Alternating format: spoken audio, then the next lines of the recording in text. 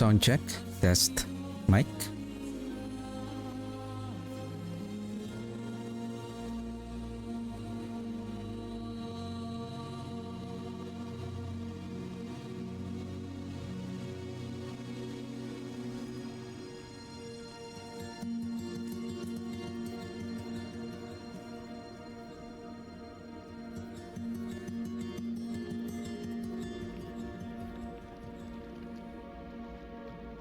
Hello and welcome to the stream. Hope everyone is having a wonderful day. So today we're gonna fine tune our bone spirit. And yesterday I uploaded the build guide for the golem, and give me a second. Let me pin the build guide for our golem. Just give me a second. Let me get the link. Get shareable link. Gotcha. Then I'll post it here. Iron golem, necro iron golem, Trinity build guide video.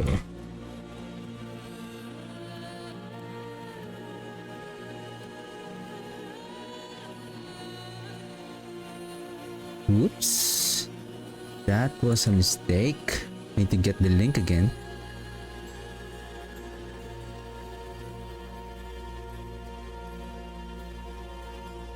Alrighty. Unable to pin.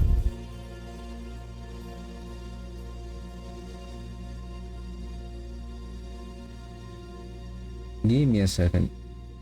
Something went wrong. Please try again later. Why it is pin the message. I have to go to my other computer just to pin the message. Alright.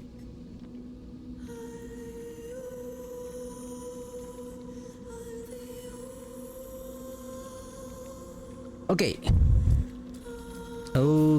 So I have also updated the planner yesterday. Where is our bone spirit?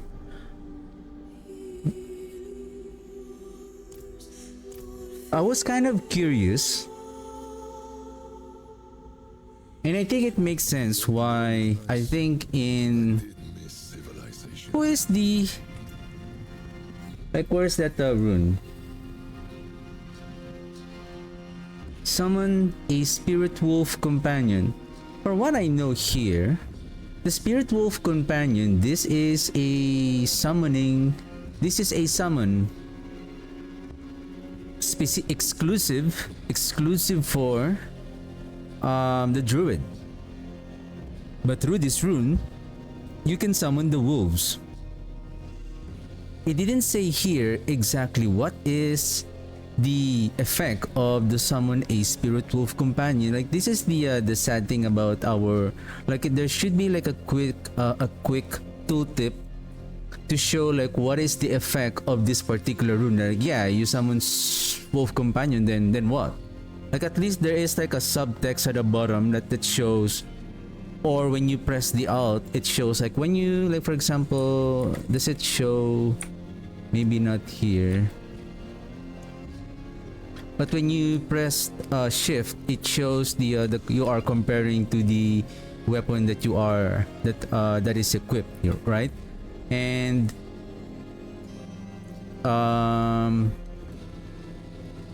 so if we go to, for example, oh, I didn't open it yet. Give me a second. Not yet open.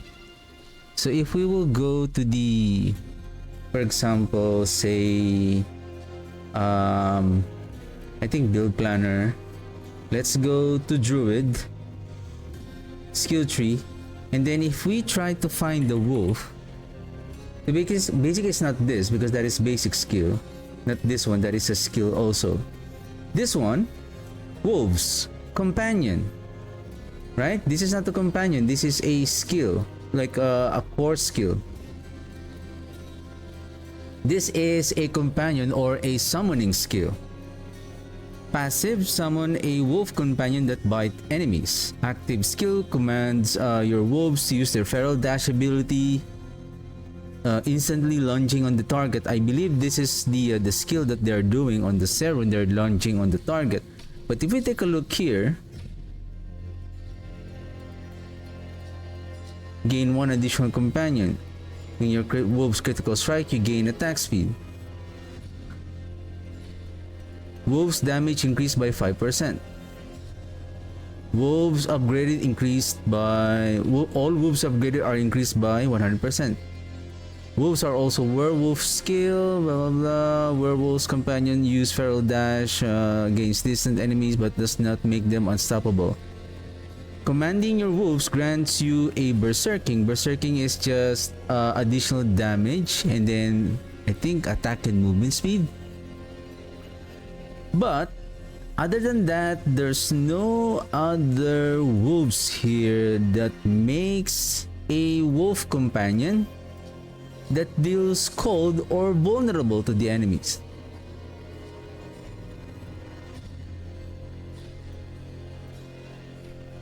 So see, there's nothing even vulnerable here. But now if we remember the I think it's somewhere here, post. Let's go to the post PDR. What do you need to know? View the full article, and then we go to the patch notes, and then let's find the Serun. Spirit Wolves no longer makes enemies vulnerable. So now the Serun doesn't makes enemies now vulnerable. Maximum wolves reduced now from 10 to 6. Chill amount reduced from 50% per leap to 10% per leap.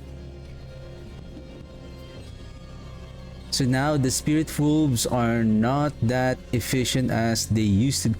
It makes sense. This is the one I'm talking about. I think this is also a bug. I think this is, I don't know if this is a bug or wrong coding on the rune, that basically the spirit wolves are not really applying vulnerable nor chill, I guess, but they're giving us a chance to chill.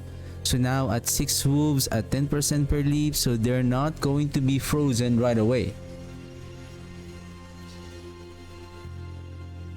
Okay, so they're not going to get frozen right away. So the only one, the efficient one to trigger the freezing and at the same time, oh, there's one more. How about where is the sorcerer? Skill tree. Let's find the was that Frost Nova? Is it Frost Nova? Unleash a torrent frost, freezing enemies.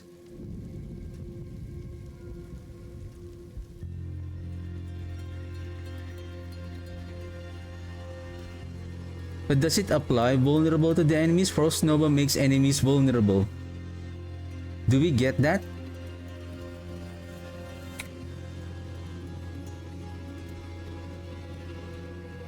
And then yesterday, as I was doing some testing with the golem, and it's so frustrating that you are dying at the early stage of the pit, or even when you are grinding on, maybe even on Helltide and Nightmare dungeons, or any activities wherein, because you are, when you go back to the town, your resolve stacks is being removed. And then when you go back again to your activity, so you have to build up the resolve stacks again. What I did yesterday is I crafted this item that gives us I added the hardened bones here instead of adding a multiplier damage. I use hardened bones here, and then of course there is a damage. I don't know if I was able to craft this 2 days ago, but yeah. And then I added more critical strike chance.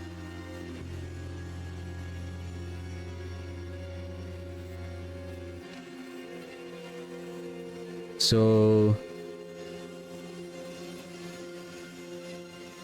yeah, it really significantly improved during the first engagement of the fight. I'm thinking you can still use this one and swap this during the fight, but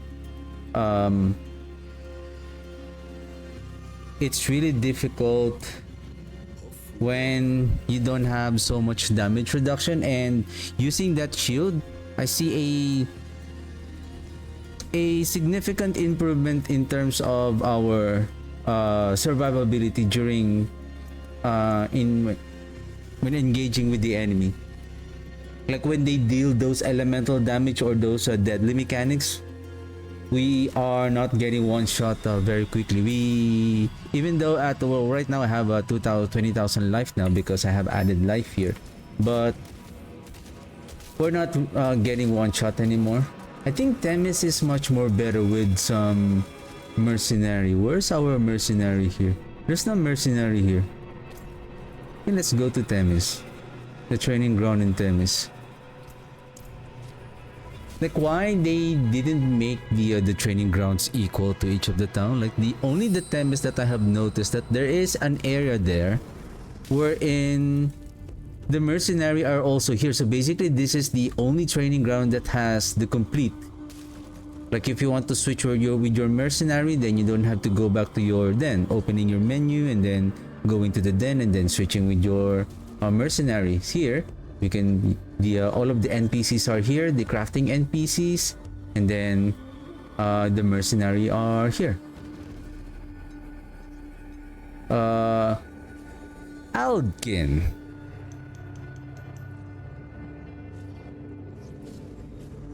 I don't know if I can enlist him. He has a skill. Let's see if it's available on his oh, we need to upgrade him. Oh, I think I need to make him as our hired mercenary. So the one I'm talking about is this one.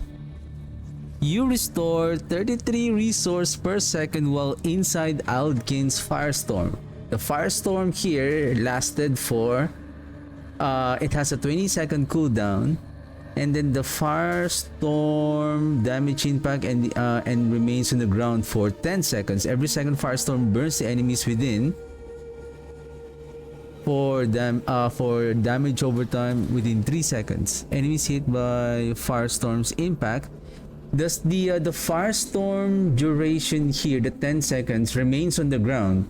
So there's 10 seconds, and then it has a cooldown of 20. So basically we have 10 seconds that we don't get this buff. But the thing is, I'm going to lose my resistances again.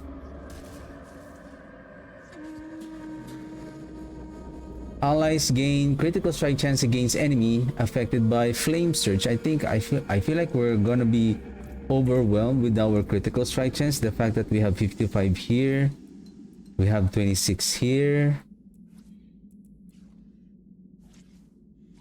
and then quintessence 10, and then 55 here, so that's 65.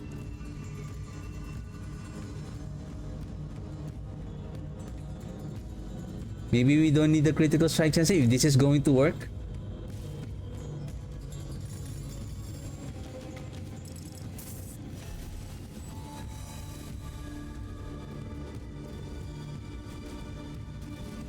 Give me a second, guys. Let me remove you for a while. I need to try on something here. Aldkin is not applying any vulnerable, so that's good.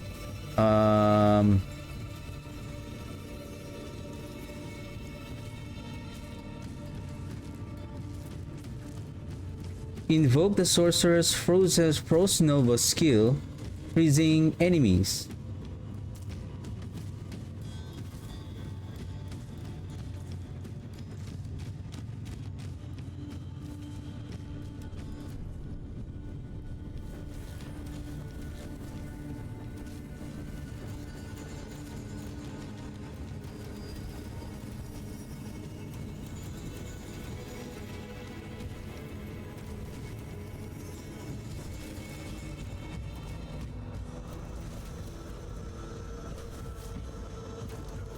So it doesn't apply vulnerable.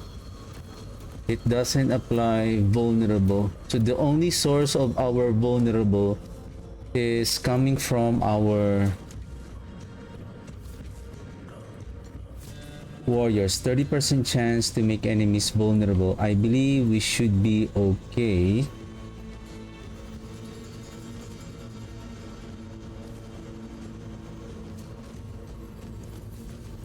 Let's bring back Nagu here.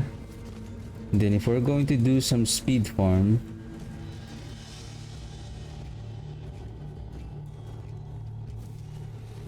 what can we use here? Invokes Druid's Petrify skill in restoring primary resource. This is 500.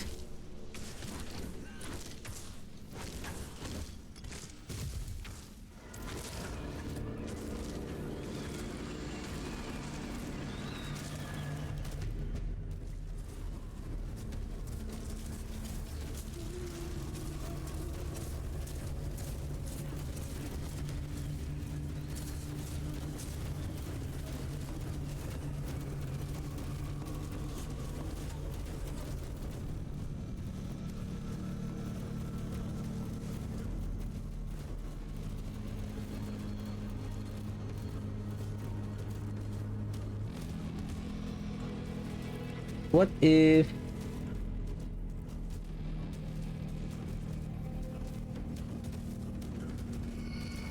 I bring them back?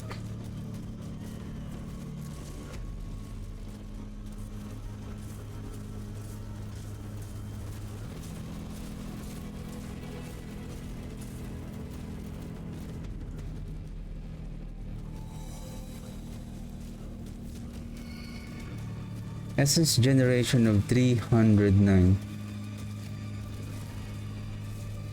Essence generation 565. Without them,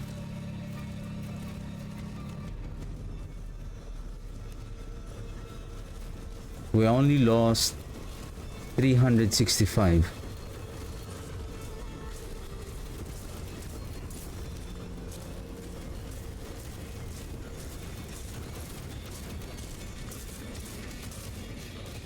If I added one,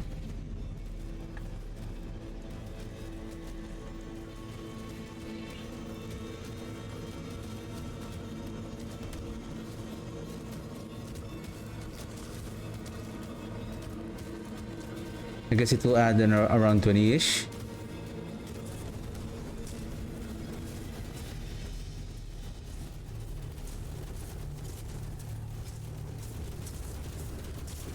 No, it was 565, right? So 565. It added around 260, so I guess that's the one around 80-ish additional essence regeneration.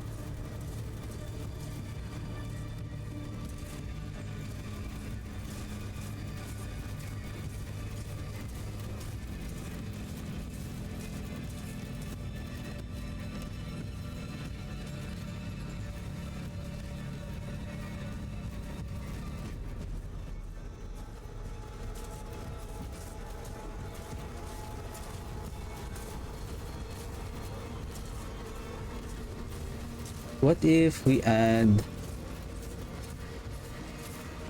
How much are we going to lose without this resource generation? 347, 385.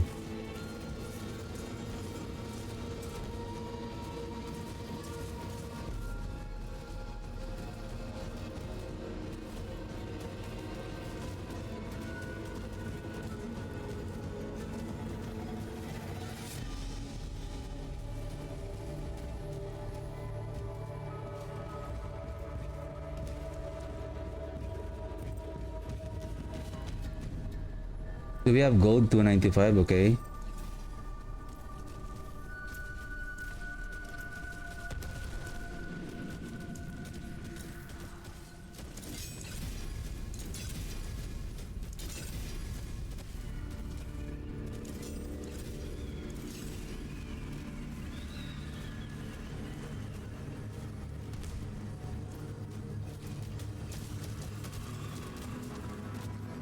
Basically, we added 4.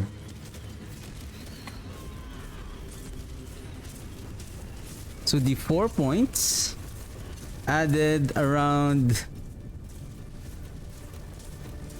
40, like times 10.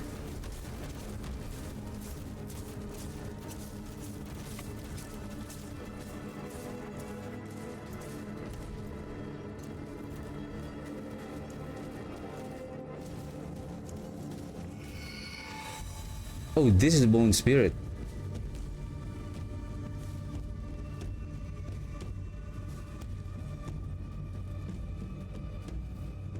Chance for minions attack to fortify you. We need this fortification, right? We need this fortification for... Do we have any other means to fortify ourselves? We need the corpse. We need the blood boiling. Well, do we still need the blood boiling?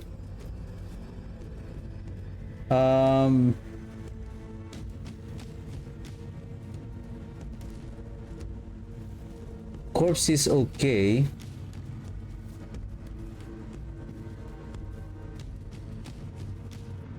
Sorry, I forgot the aspect that I'm looking for. It's related to...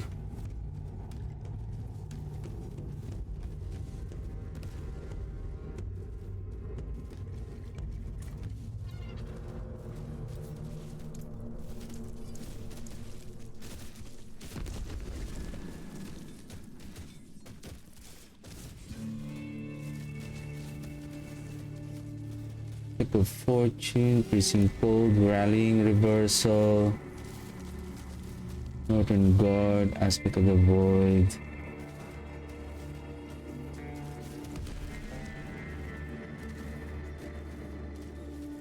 This one.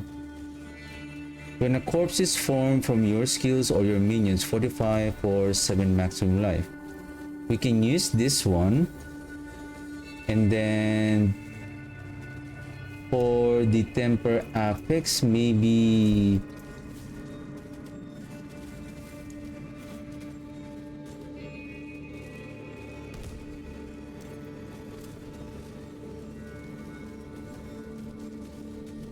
lucky hit. Up to 15% chance to restore primary resource. 15% chance. If we have so many Bone Storm here, with 40% lucky hit chance, actually again here, 45, maybe I can keep the 45 here. Another one here is increasing our lucky hit.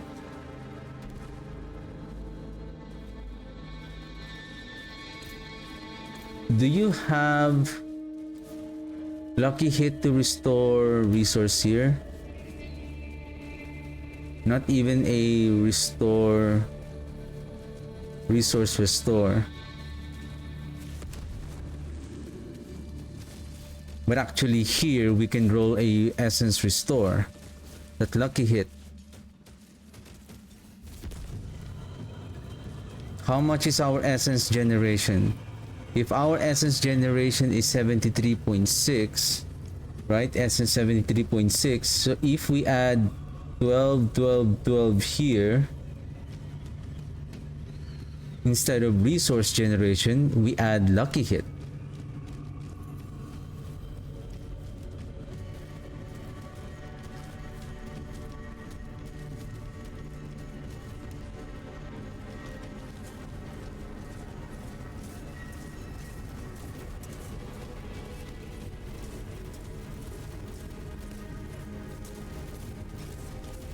Because it's trash mobs, how about boss training dummy?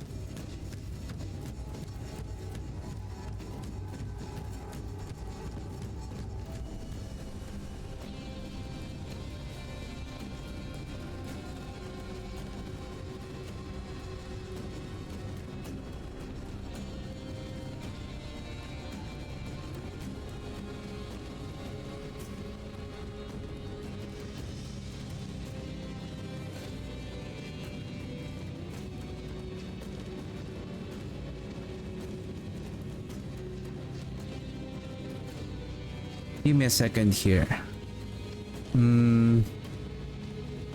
We can't even utilize the blood orbs here.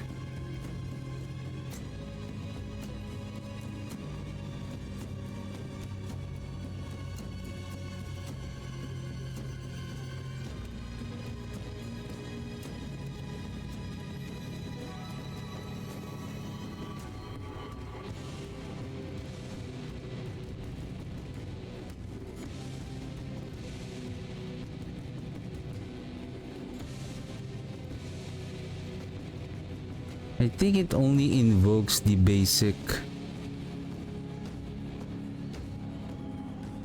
restoring primary resource. This is a very high offering.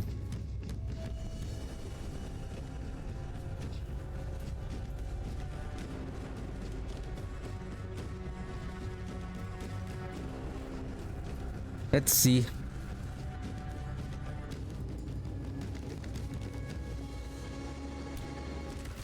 The smell of goat men.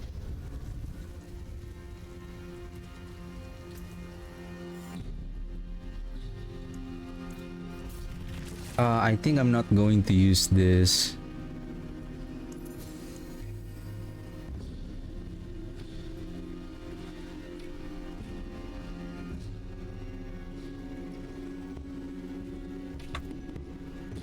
I still like freezing the enemies.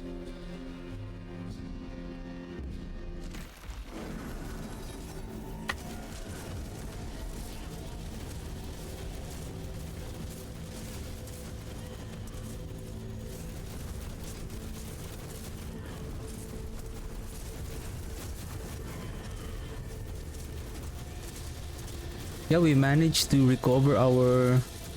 We managed to build up our... Oh, I forgot our reinforcement. It's okay.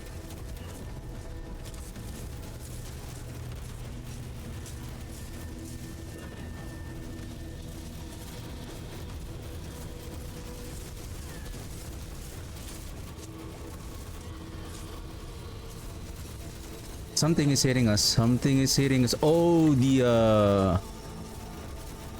I think the demonic chains.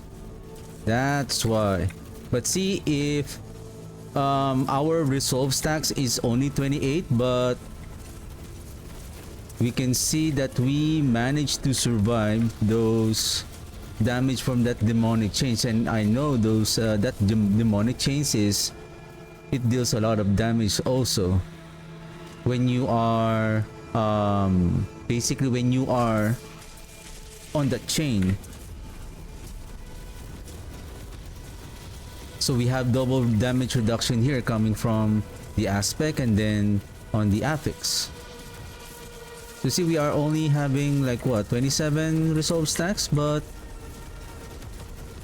I think, I don't know what is the maximum that we're in the resolve stacks at that stack.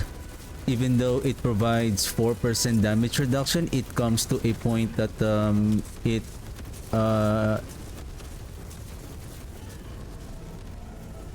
has a diminishing return now. It acts the way as I'll explain later how the damage reduction is being added together. That 4% damage reduction is not being added as additive with each other.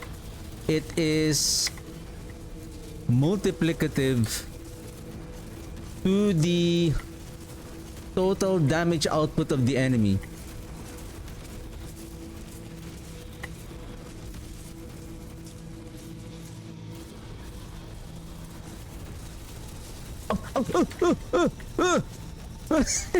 Hey!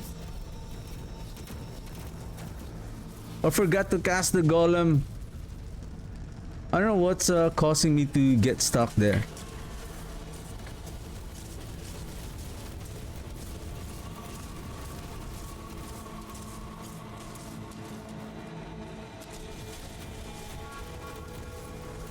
Ah! Okay. Let's play. Is there another... I feel like there is another reprisal.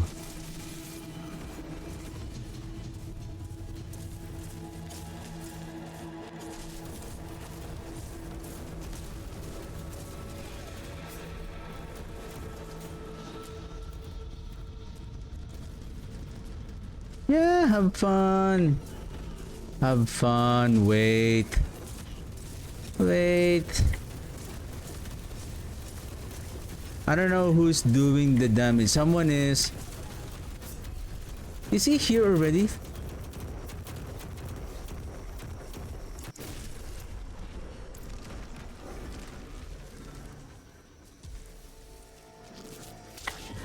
I think this stupid shaman.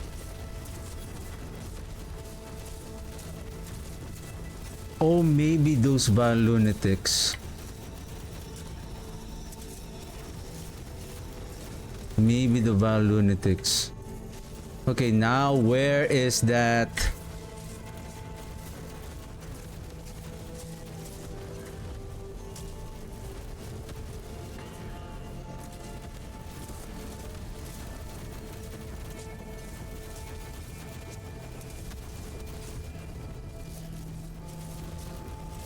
I told you.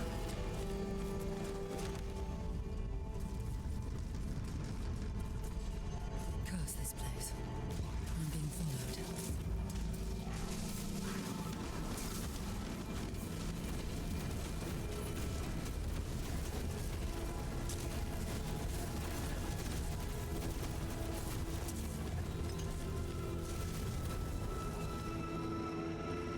No drinking of potion. Why?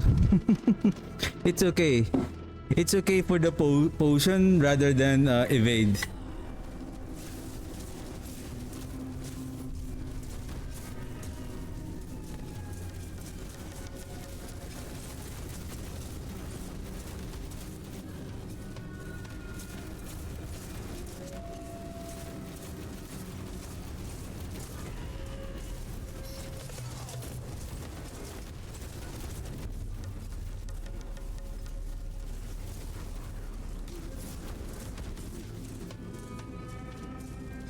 Tankiness at its finest.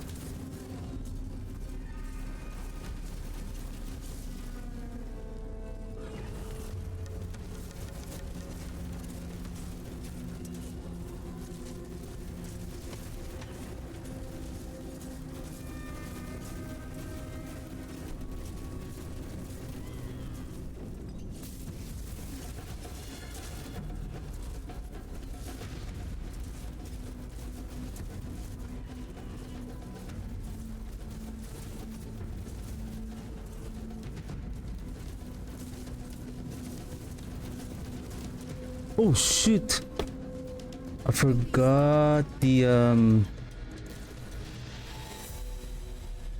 Now my weapon is broken right on the boss stage. Okay, let's do this.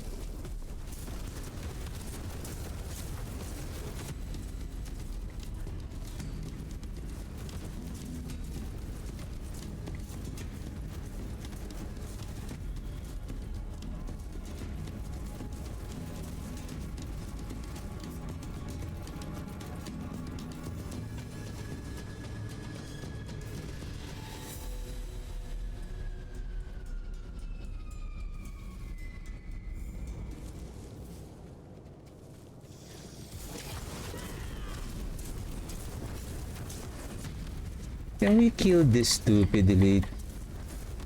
Oh, there's another one?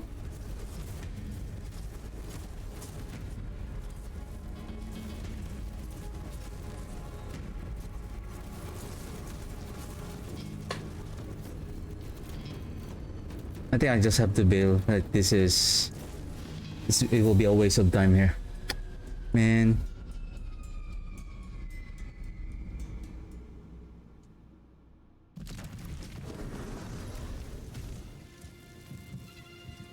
See some steel you need? Some solid bits and hammer things on your return.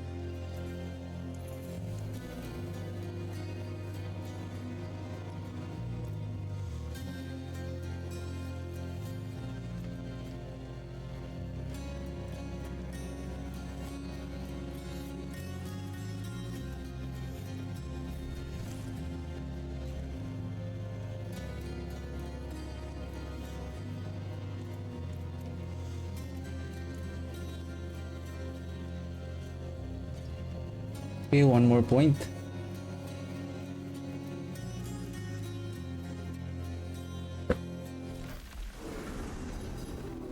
I need the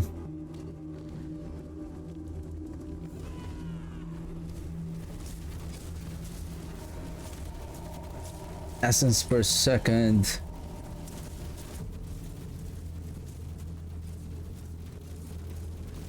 7 stacks.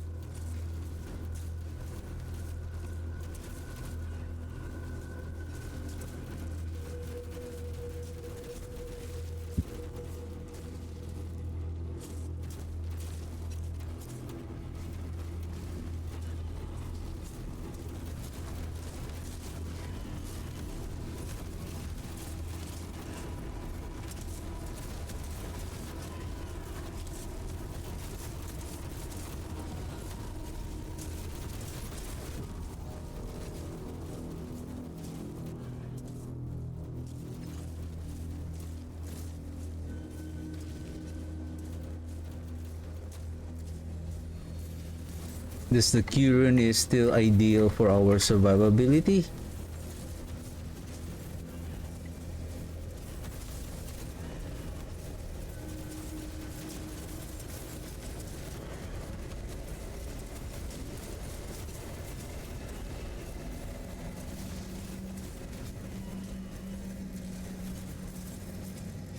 You are hiding on your poison.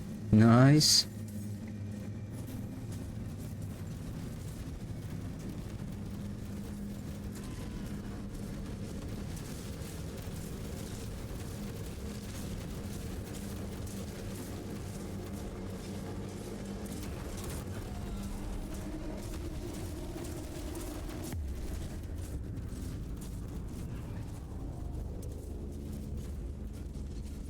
Curse this place. I'm being followed.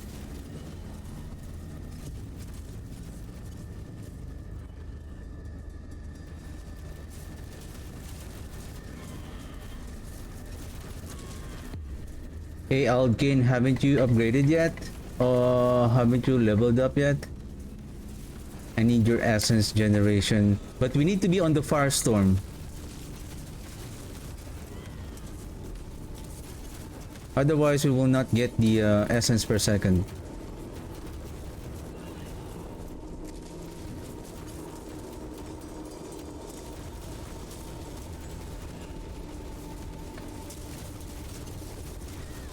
What is that?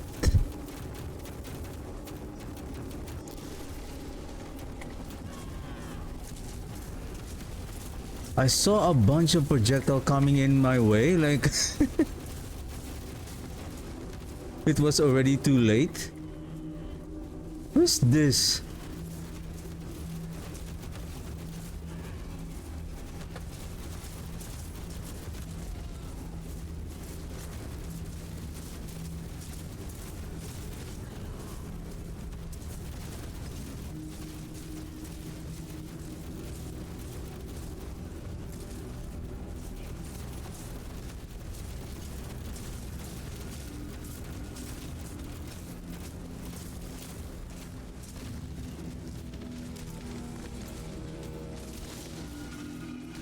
All damage reduction is at 83.8%. Take note, 83.8.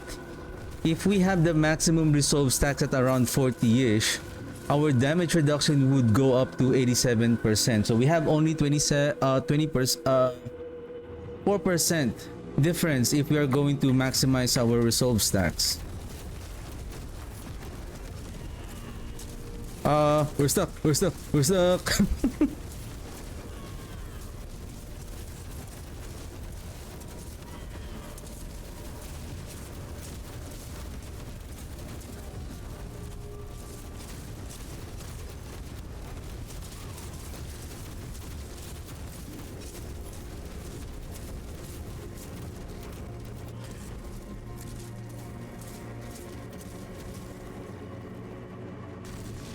I'm 100% next season, many players are going to complain with regards to the survivability now that the resolve stacks, now that the Glenn's Anvil has been nerfed. Basically, it's not nerfed. Basically, well, you can consider it as a nerf, but basically, it's way overtuned this season.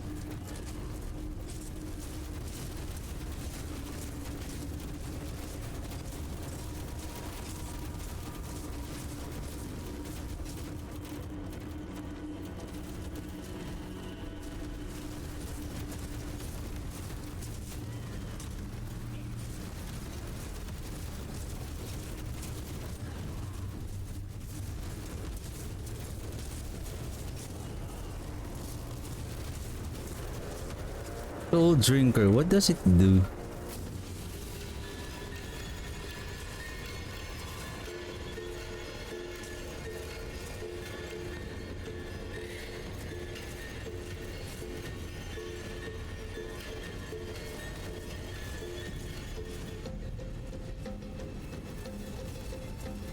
I can't wait to access the skill of Alkin.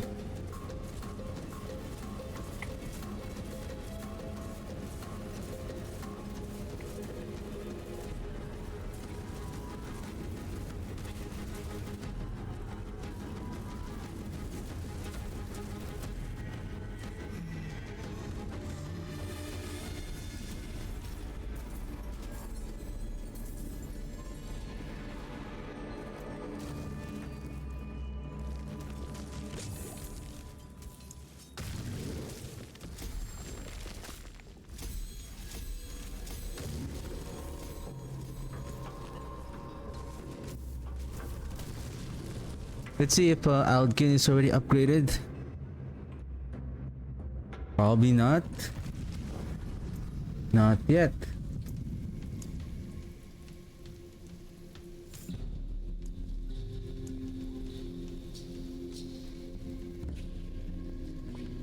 Okay, okay. Because I really want to see it in action.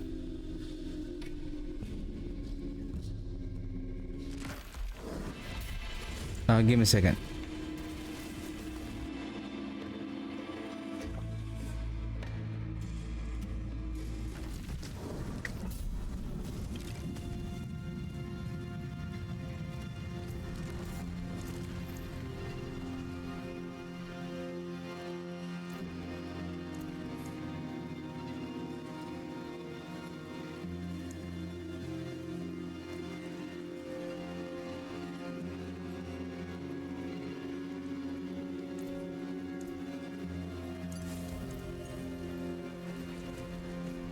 Let's see.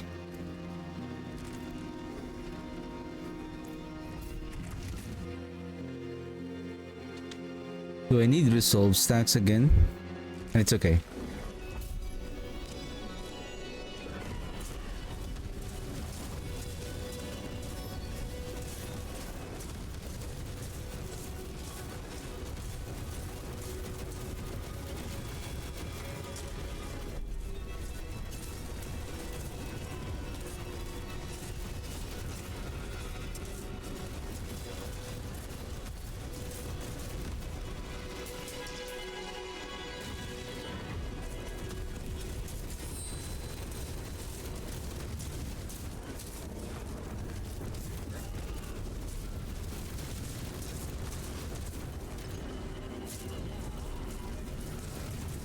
Probably if we have a greater affix on damage reduction, probably even though we focus on masterworking that, probably it would still be okay.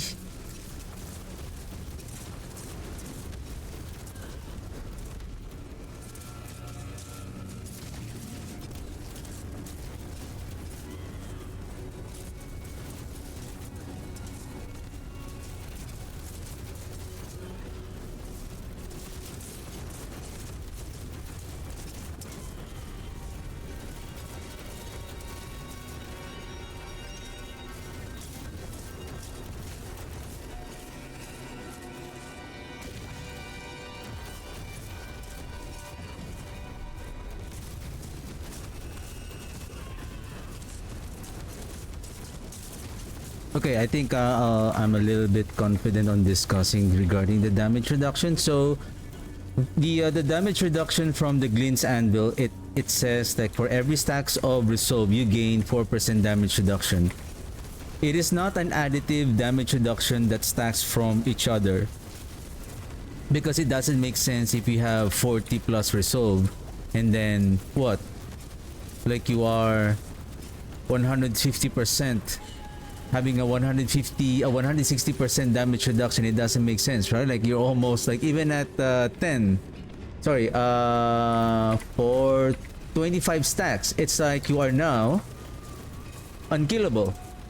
You have 0 damage reduction. Oh, we have a reprisal here.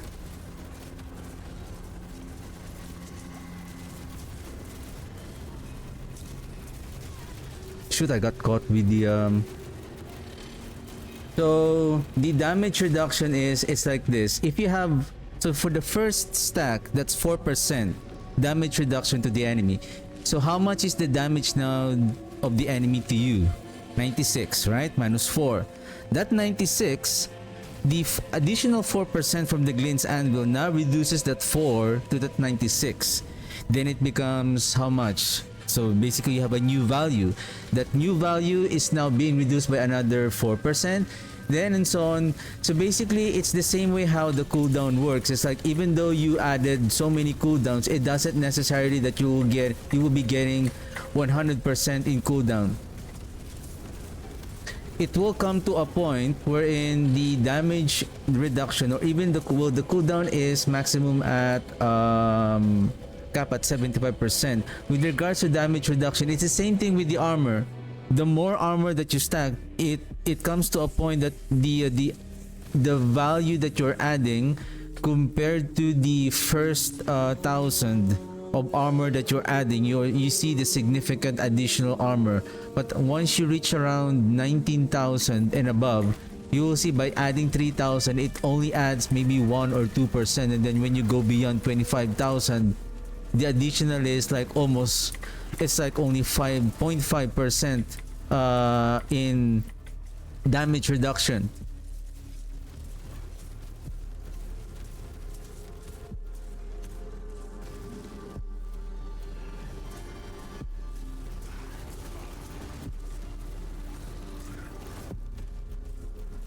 So that's what I have been trying to figure out yesterday as I was playing the golem yesterday.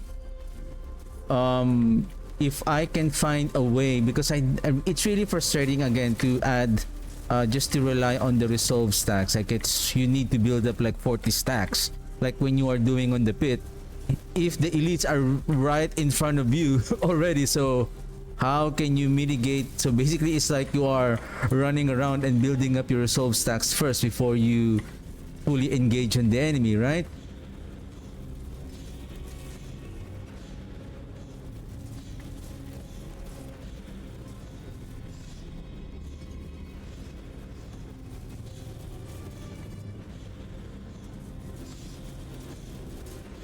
So basically there is a improvement on our damage, and there's still a bit of improvement on our damage reduction. So imagine if we have GA on damage reduction here. I think this is going to be okay. Having a shield here, and plus we have the block chance at 20%. So at least we're having this 20% that when we block the attack of the enemies, so we have that damage reduction from block at 15% damage reduction. So at least we're having that additional damage reduction for every one out of 5 attacks.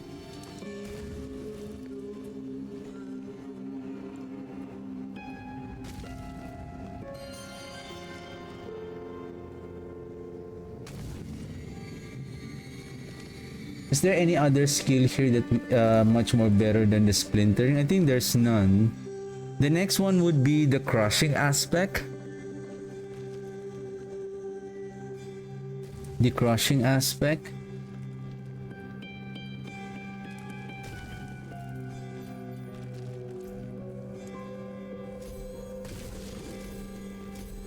Since we are always close to the enemies also, I'm thinking whether I'll go with the territorial instead of undaunted. What if the fortify drops? So and speaking of, because of our shield, we can engage on the enemy right away. And what I have noticed, I believe we don't need the boiling. Yeah, the blood boil. We don't need the blood boiling aspect, but we need the fortification.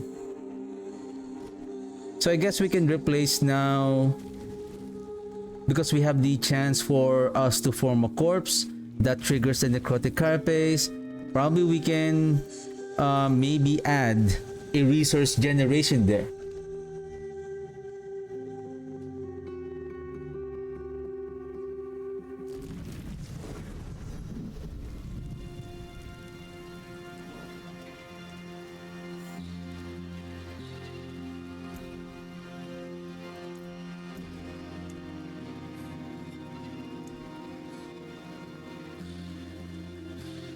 And then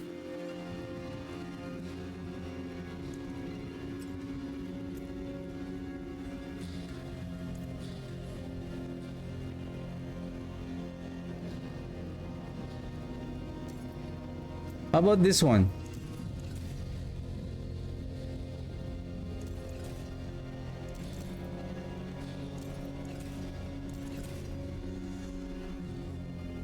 %15% chance to restore primary resource.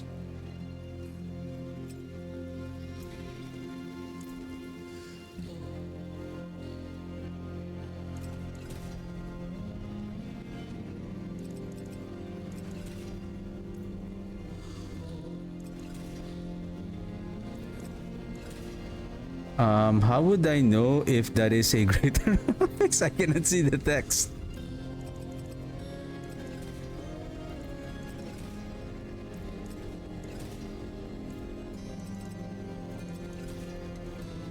I think this one doesn't consume gold, only Forgotten Soul, so we should be okay. As long as we have the Scroll of Restoration, we have 239, so we are okay.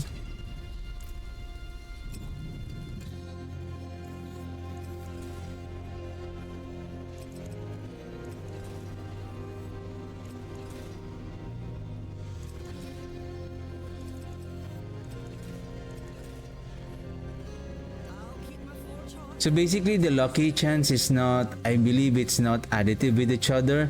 The lucky chance across them is still the same, but the primary resource, when we lucky hit, I believe lucky hit, does it show here experience bonus, lucky chance bonus, nothing, does it show here?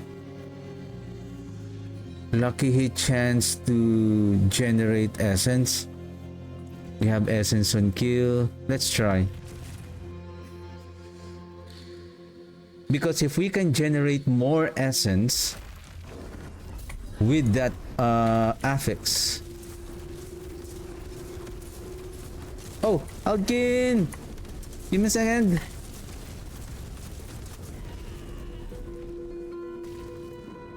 I need you on single target.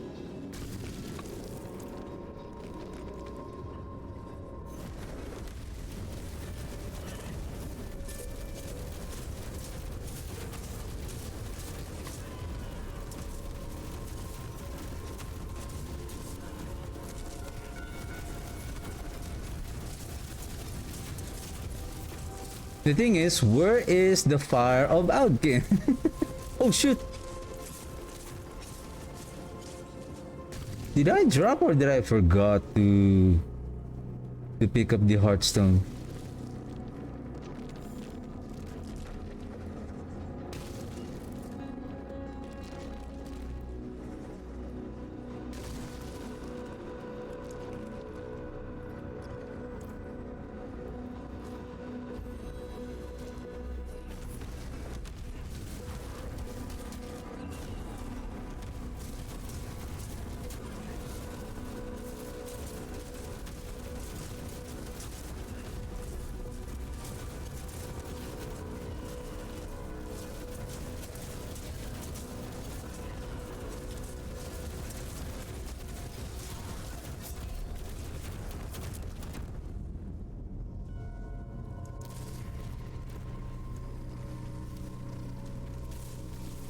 I am no match for that. Like executioner sword, and then I didn't notice that there's already a poison pool that will spawn.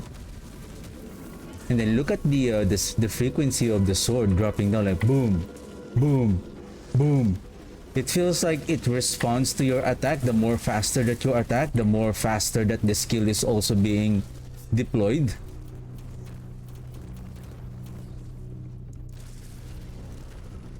What are you trying to do here, guys? Are you trying to show off here?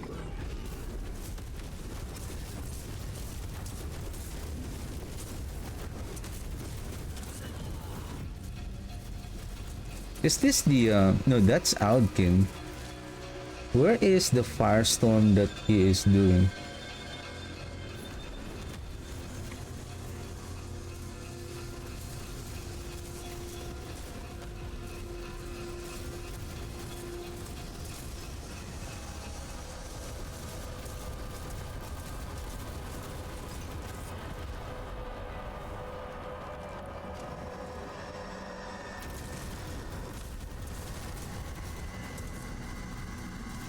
You should be familiarize yourself. What is the what does the firestorm look like? How would you know if that is the one? And then and then how would you know if that is the firestorm? And then before you know it, what the one that you're standing into is the the fire, the molten explosion from the from the enemy. Ah, this is the buff of Algin, and then boom, you're dead.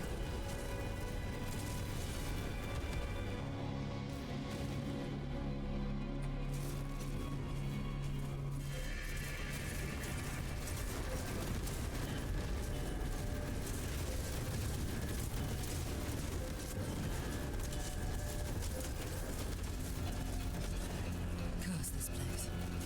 I'm being followed. Well, I see damage peak now at 200. Much more better now.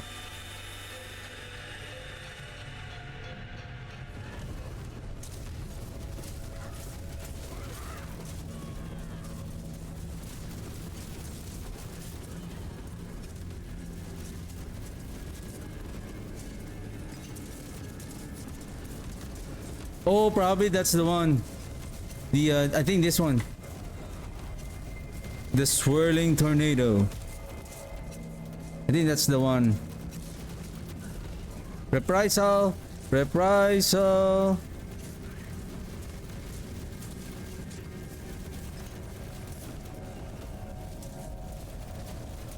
I know your trick.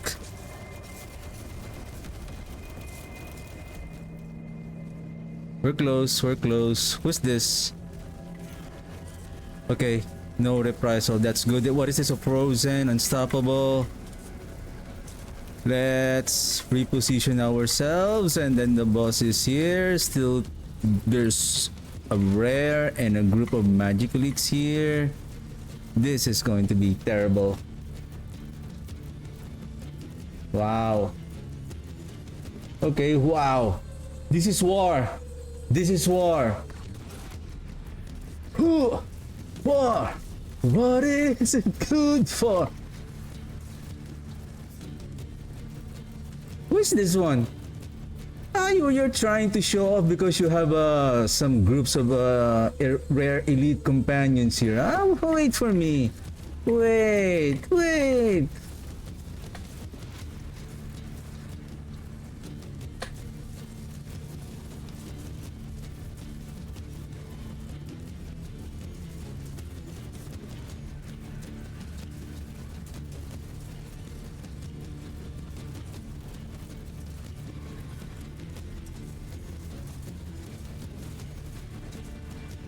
Shoot!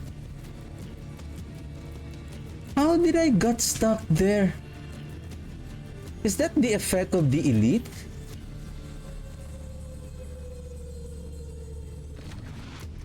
What is this one?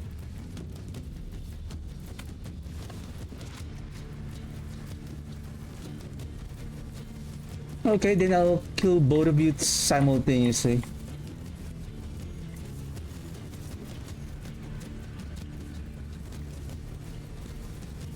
Alkin, where is your buff?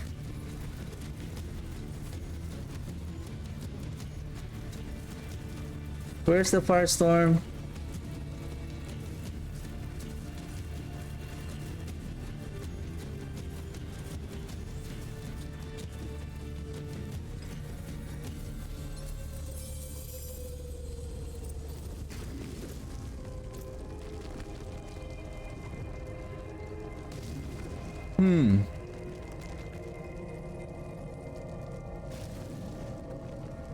Well, this is nice. I'm looking for... Hmm. Hmm.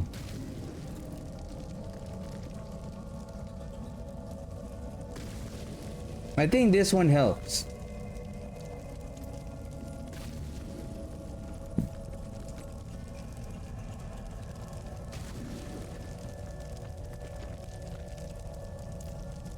And then with Alkins, I don't see his will he cast his Firestorm or does it needs to have an enemy?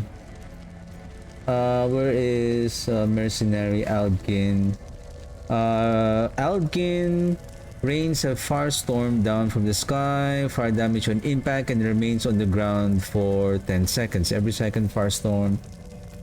Can we find a group of enemies? Let's just...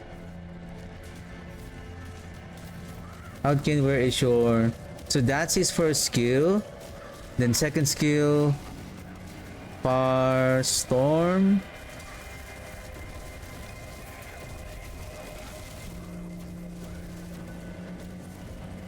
Where?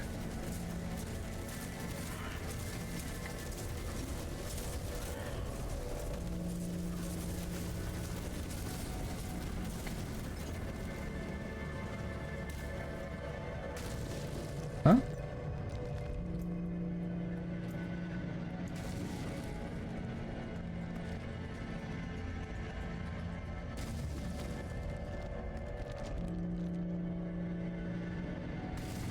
Aldkin's Mercenary Core skill alter his fate in basic attack.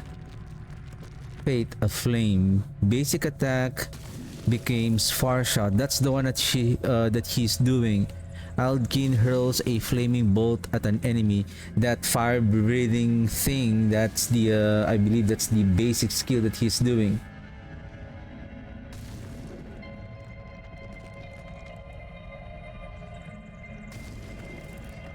Your direct damage burns enemy by this damage over time. Aldkin's curse and demon form are determined by his mercenary core skill.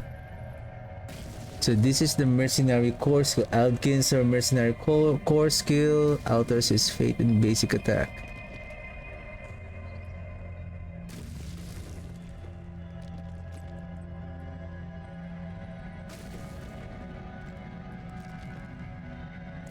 Yeah, where is the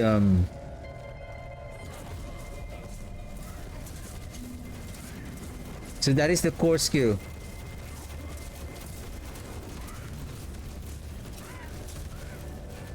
Then he transforms. Then he will cast his skill. But where?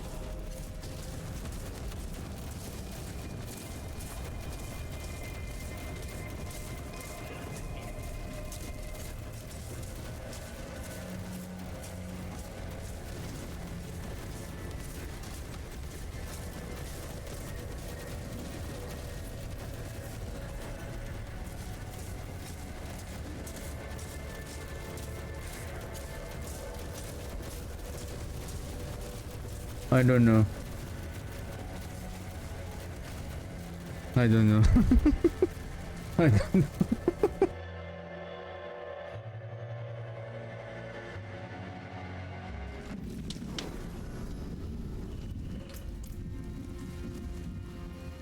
So, but the way I see it here now, okay, let's fix the loot filter. Item with greater apex. Let's find for damage reduction. Oh, we have it already. Okay. Offhand type shield. That's correct. That's also correct. One hand weapon.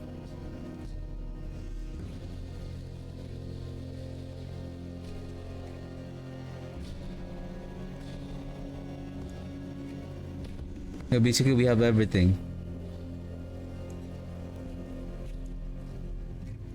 Okay.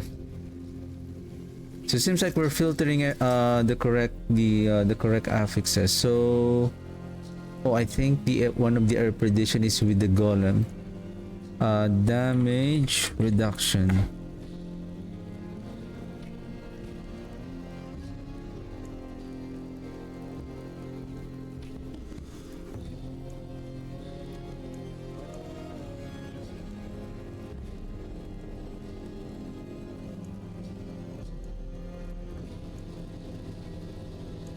No, I don't have shield.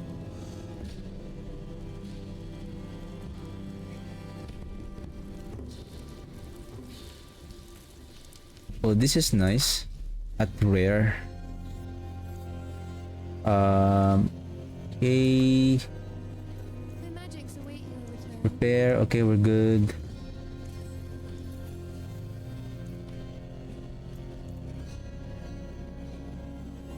So this will be over right, and then for the gold I'm going to replace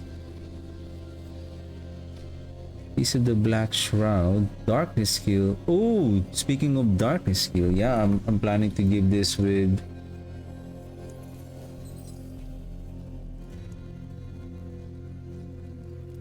practice technique. Then we remove this one and this one. Then we replace it with practice technique. This one. This one.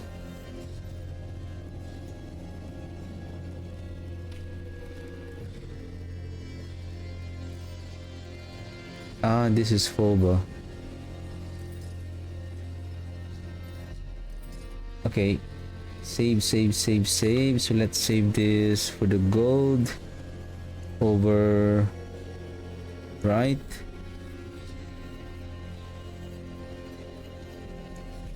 Then equip.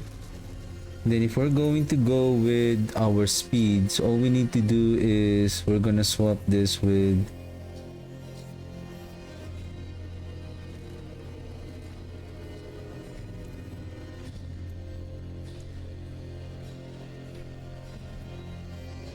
okay, before I forget,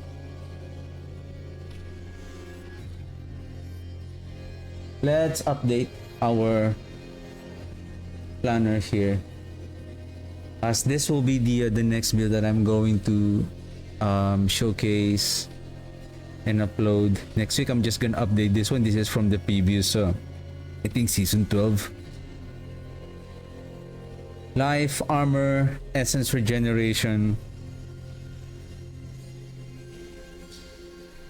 Essence regeneration, armor. What is on my chest?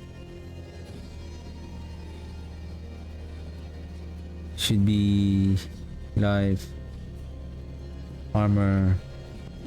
Yeah, macabre skill. Oh, macabre skill. Probably here essence. That should be like this. Then maximum resolve stacks. Maximum resolve stacks. Focus on essence regeneration. Essence regeneration gloves. I think attack speed is still okay. Critical strike damage multiplier. I think this one vulnerable. Do we have vulnerable here? I believe we do. And damage per overpower pants, life, resistance to elements, essence regeneration, maximum resolve stacks, but we're going this way. Boots, life, armor, I think armor essence. This one, bone spirit. Do we have macabre here? Nothing. Okay. We prioritize this. This is movement speed.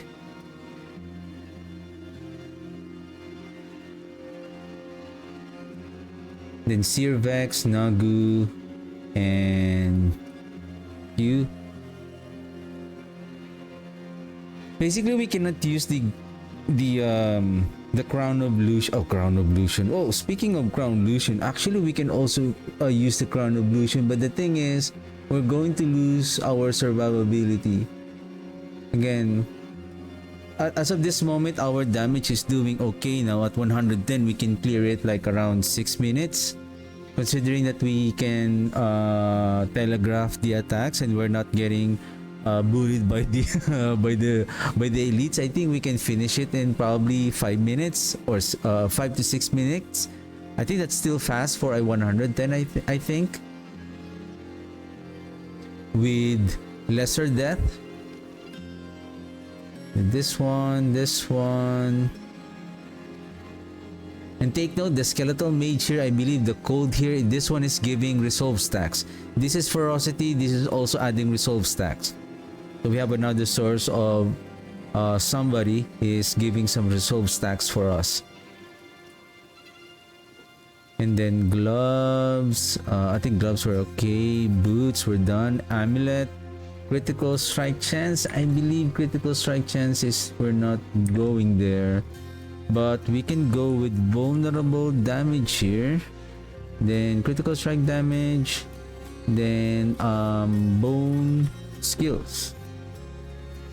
I think this one should be the ideal. Like, is that the one that I'm on my loot filter? Amulet. Okay, perfect. Then resource.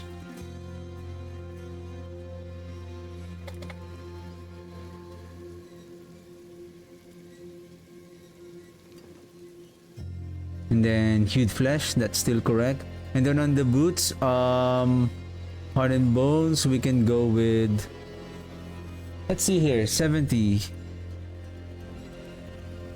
Hellbend, natural selection compound, fracture. This one is also okay. Coalesced blood. Oh no, not coalesced blood.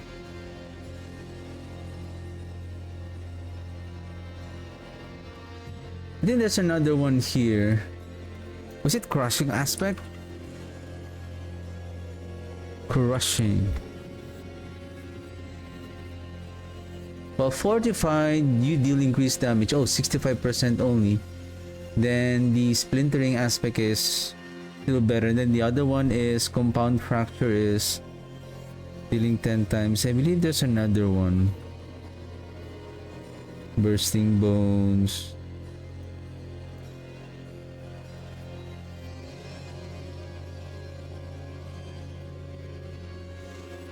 Bone skills gain increased damage for every one maximum essence you have, up to 200. Bone skills gain increased damage for every one maximum essence you have.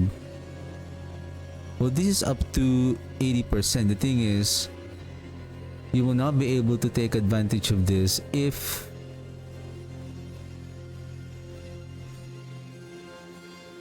are we casting our skill at 200 essence every cast. That's the only thing. If we do, then this is going to be a full 80% at the maximum tier.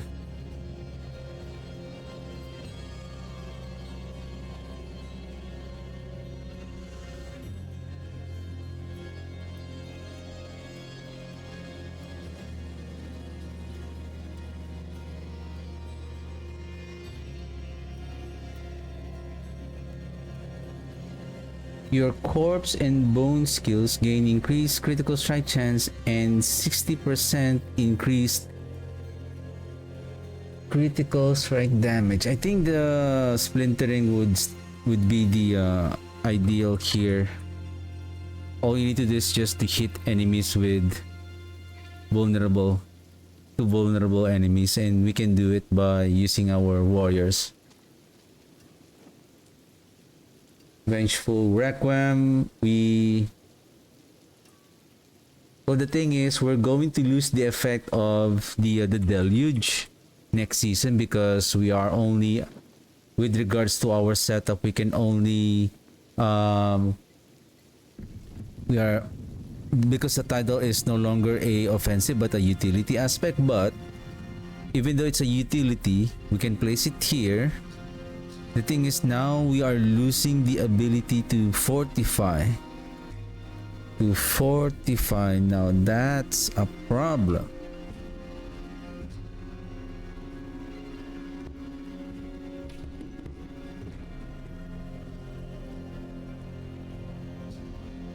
There's one, but I think during boss fight this is not going to work.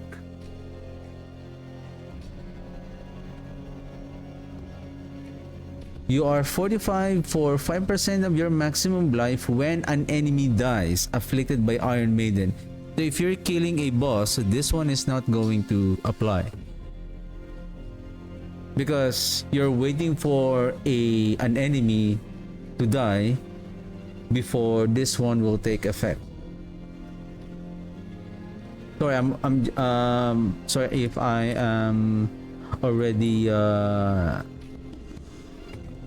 theory crafting in advance for season 14, but it's just while my idea is still fresh at this moment, then I can prepare and finalize everything for Fortify.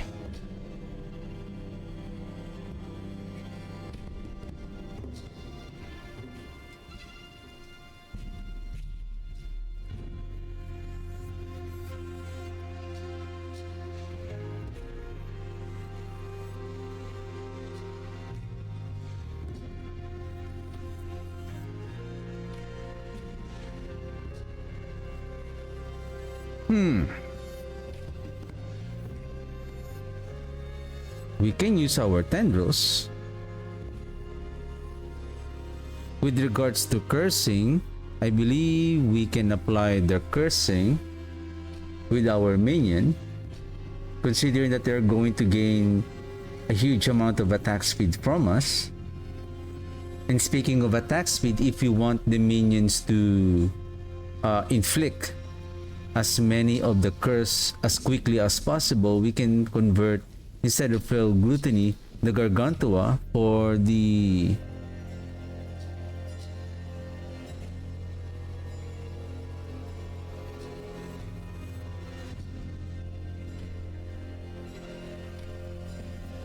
right? We can.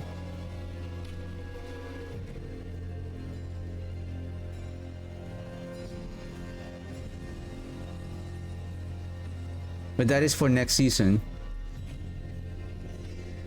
Build planner. My builds. Season 14.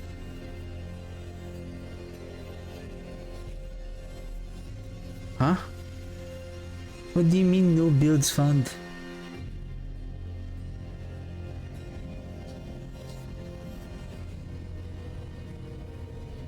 Oh, Necromancer. Sorry, my bad. Oh, I haven't. Okay, okay. Make a copy. Next Astral Spirit.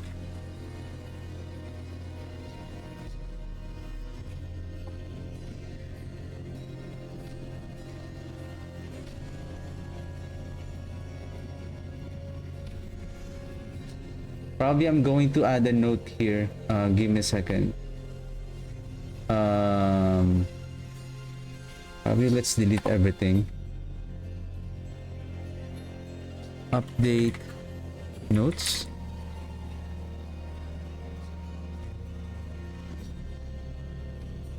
Because because we will place the tidal as a because we will place the tidal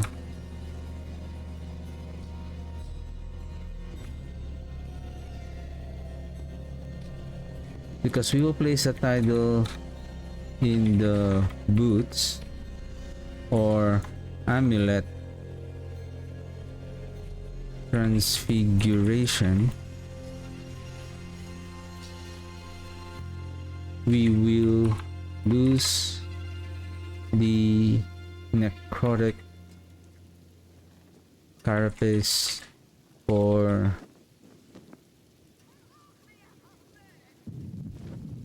45 generation.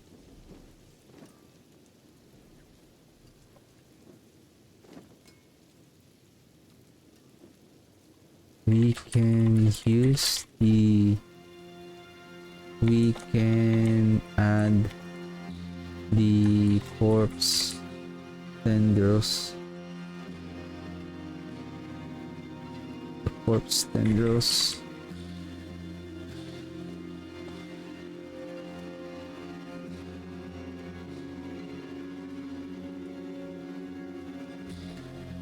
we can add the corpse tendril and using the get over here upgrade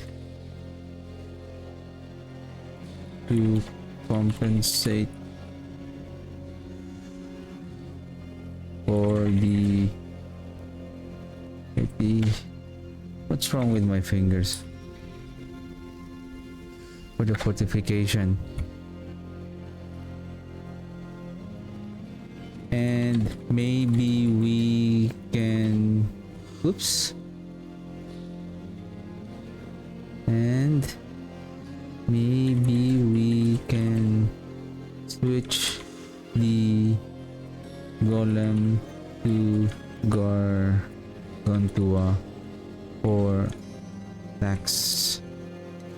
attack speed in our warriors, and golem for faster inflicting of curse through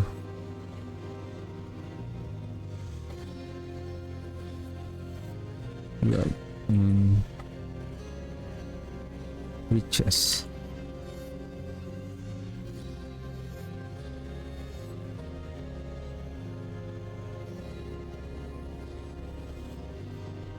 Okay, going back to our original setup. Now I'm lost. I think everything here is correct. This one is already corrected. Offhand, intelligence, armor, damage reduction. I think critical strike chance we are over already. We need damage reduction, probably. It's going to belong somewhere.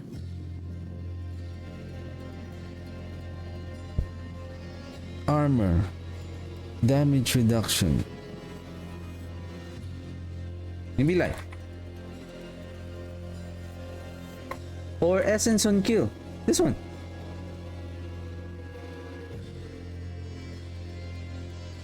Oh, offhand shield.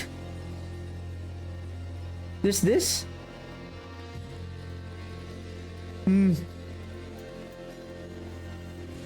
Are you sure?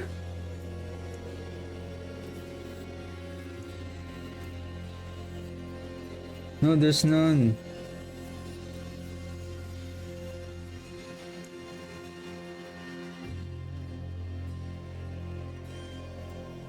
I'm thinking maybe life on hit. So that we can get, since we are spinning a lot of bone storm, right? Maybe life on hit would be better here. For quick regain on our life, right? Yeah. Okay. Armor, damage reduction, life on hit. Yeah.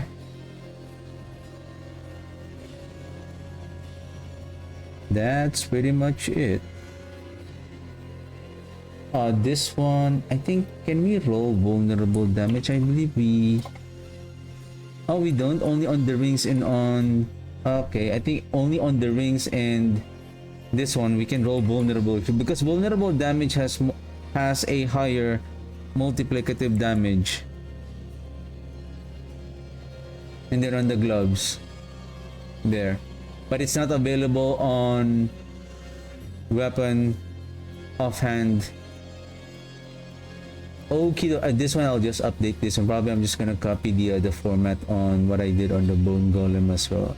Let's check tidal, splintering, torment, rapid ossification, deluge.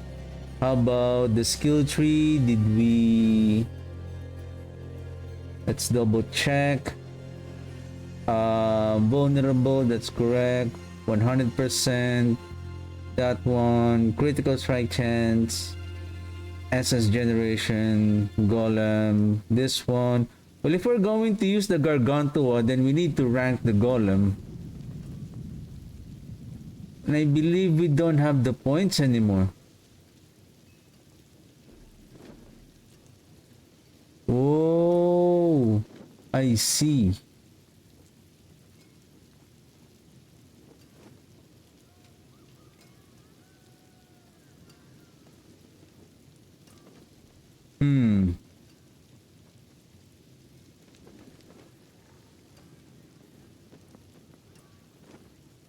Well, maybe let's do the Grey Bloom.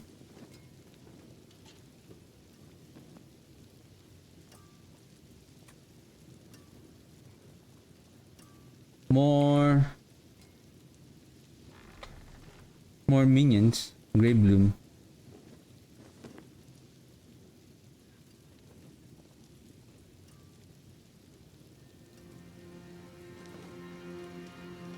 For now, let's do it like this.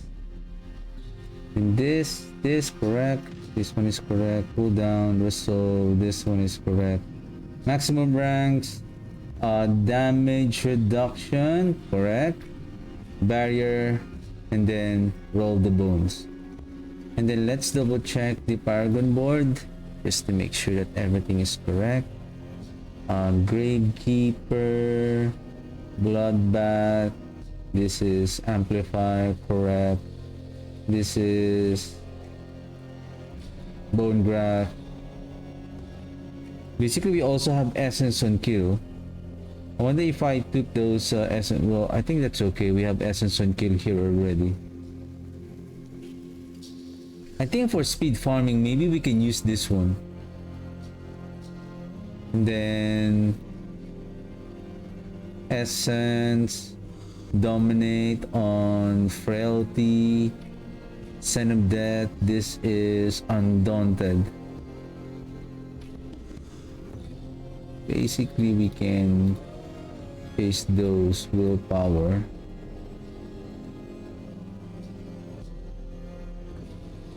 If you have the points. And then including this one. Okay. Okay. I think those are correct.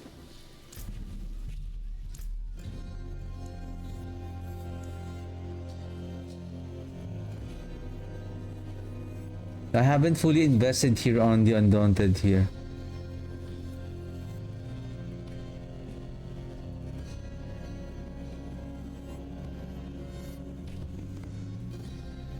This one is okay for increasing our elemental resistance and alright. So far, let's do one more pit. I think I also need to farm more materials as I'm planning to play another build soon. Probably I'm just gonna continue farming until Wednesday, and then let's create the next build that I'm planning to play, which is the Blight, on Thursday. So for now, for pit pushing, I think this is doing okay. Is that the one? No. I don't know. We're getting scammed by Alkin. We're getting we're getting scammed. Ah, reprisal. Ah, shoot your reprisal. Come on. Reprisal. And then executioner, see? So that's the trick with the reprisal. So if you are struggling with the reprisal, so the one thing that I have observed with the reprisal is that if you are moving far away from the elite that has the reprisal, the projectile of the that reprisal effect, the one that really deals a lot of damage, is the projectile moves very fast. When you are dealing with the reprisal, especially if they are grouped all together, that is much more better. What you can do is, if you have a very good movement speed, try to cast your skill, and then whatever skill that you have, just keep on circling around them. You will notice that the projectile of the reprisal, it's very slow when you are close to the elite, because somehow the projectile, by physics, it's very slow to go up, and then it slows. It's by gravity, I guess, of the game, so it starts to slow down, coming down to the ground. So basically, before it lands, so you have already out of the position where that damage is going to land. And even though it keeps on casting the reprisal, you will notice that you will be able to evade and telegraph those attacks as long as you keep casting your skill, and then just circle around the elite, and then you'll be able to survive the hit of that reprisal, and while killing the rare enemy.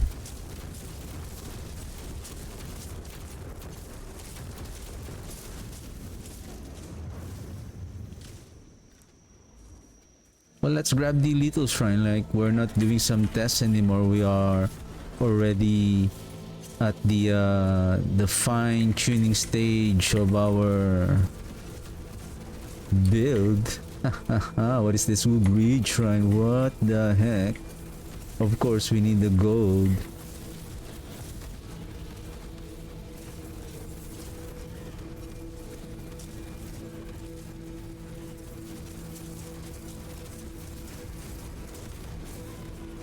I wonder where is the firestorm of Aldgin.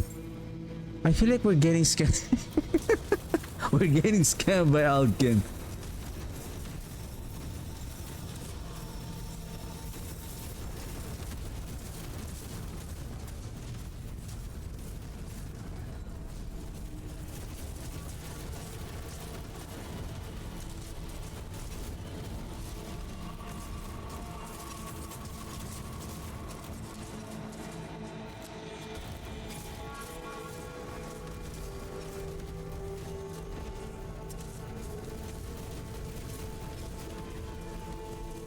Well, that is a very devastating damage that you did there, sir, and I almost died there.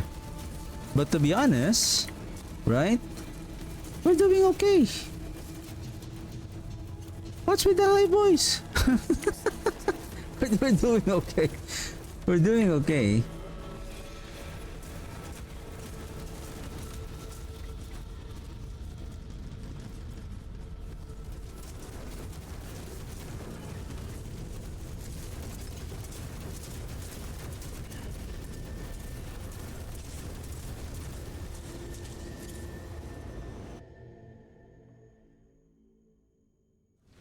Do we have a cosmetic on our shield? Give me a second. Let's intimidate our enemies. Do we have a good cosmetic on our shield? Ooh! Huh! This is part of our cosmetic. How about the flail? Nothing.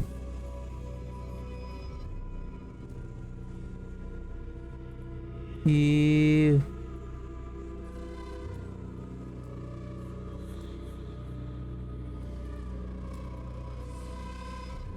Oh, this one isn't. That one looks sick.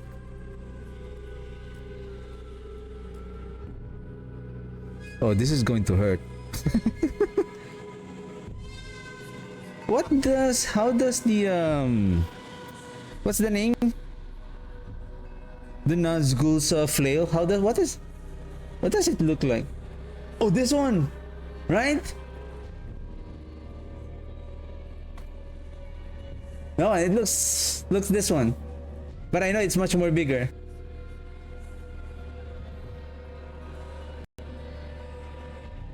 Now it's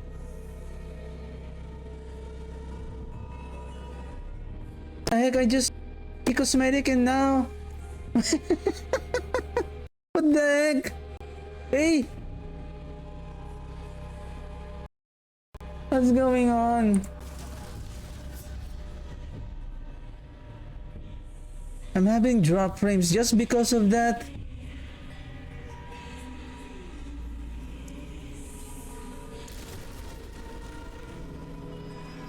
That Nazgul flail is cursed. Like, oh, it's now it's... What's going on?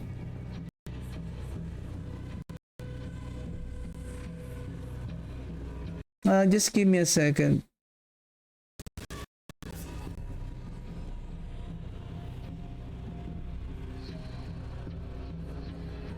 Why am I having a huge drop frames here? I was just playing around with Nazgul and then now these things happen? Oh, this is...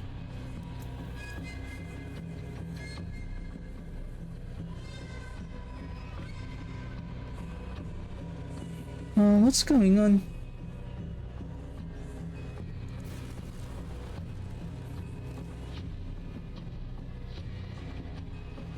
Does the changing my cosmetic in the game like causing the game to like don't try to have fun while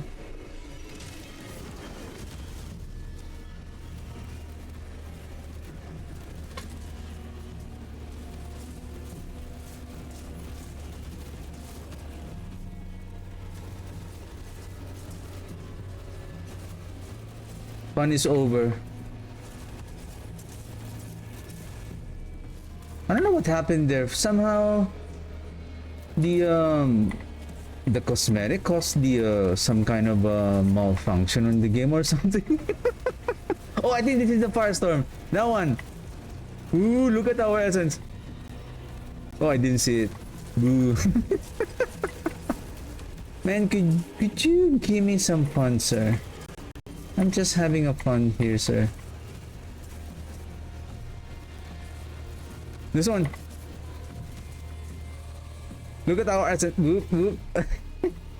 But the thing is, well, I guess on single target, Alpin will spawn the firestorm on the target.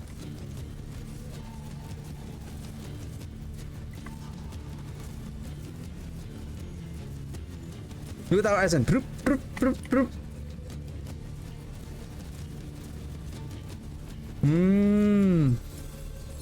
Alpin is the key.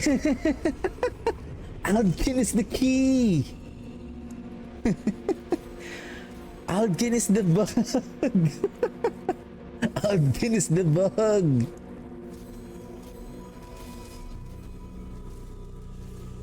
Okay.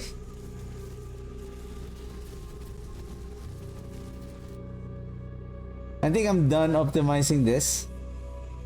Let's start on while we are farming. Let's try to. I think this is already the ideal setup for. Can I set this aside for a while just in case I need more chest? The caches for our next character that we're going to upgrade level to 70.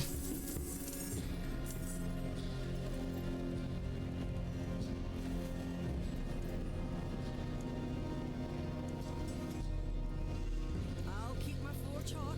Return soon.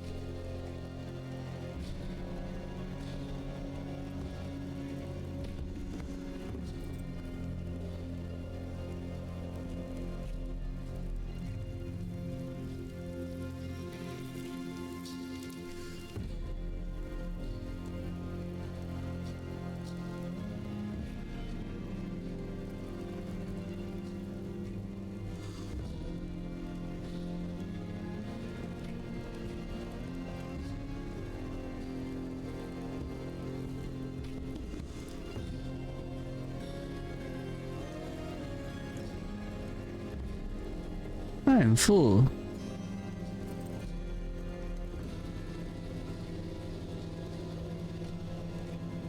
Damage reduction. I need greater apex, sir. Need greater apex.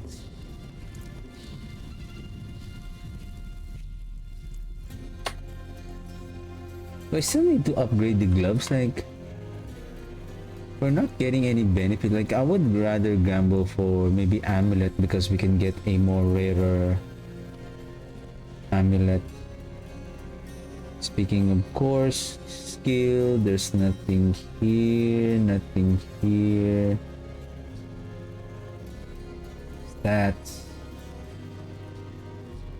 Corpse skills. Corpse skills. X-Files. Gravewalker.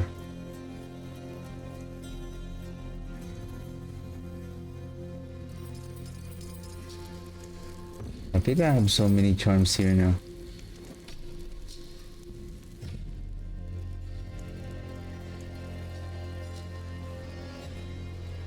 How many stash tabs do we have right now? 1, 2, 3, 4, 5, 6, 7. This is not yet enough. This is not even enough. Even if you place like helm, chest, gloves, pants, rings, amulet. The last one would be let's just say offhand, for example. Oh, weapon. Right? We don't have any spare like to keep the charm. I think we need at least 4, at least maybe if they can give us 4 more here. I thought we were getting stash tabs on this season. Did I get stash tabs? I think everyone gets the stabs, the stash, additional stash tabs when they purchase the I think that's part of the basic, the base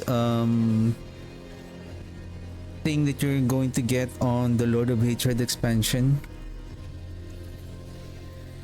Let's go to Themis. Let's switch our 4 hours. 4 hours. Okay. Let's visit. I think for speed farming, we can swap the Crepify with the Reaper. For the Zoom Zoom.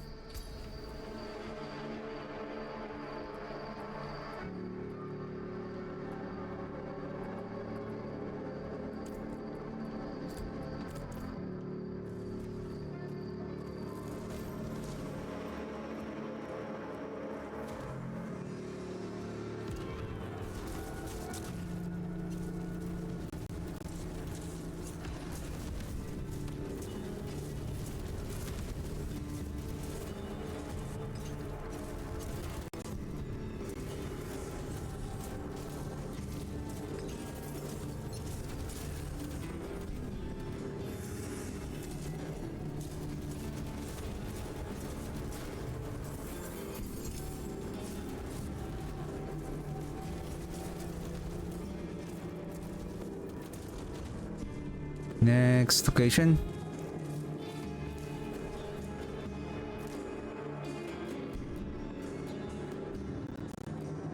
I think for speed farming it's just the same. We're just gonna replace the Crepify with the Reaper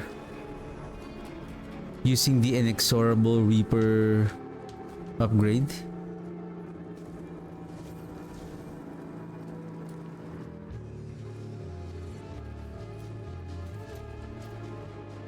I hope he's here. Thank you.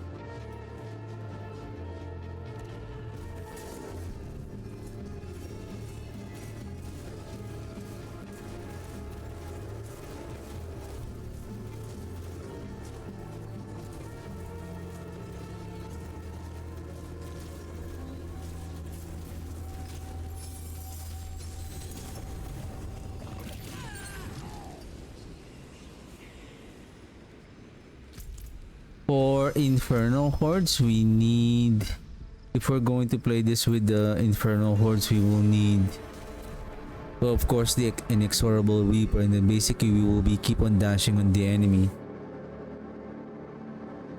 Maybe we can use replace the, if we can have maybe a spare shield, and then we will be placing the Glint's anvil there, and then we wear the crown of Lucian, sorry, the Godslayer crown to pull the enemies. It is done.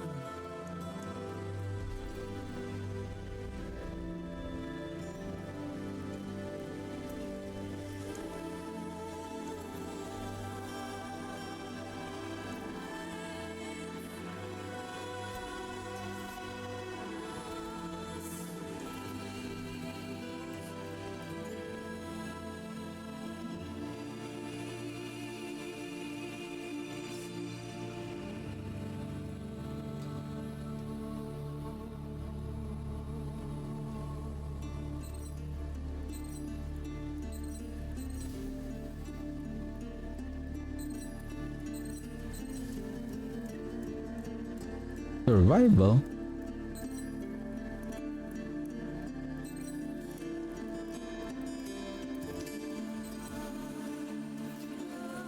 Slaughter?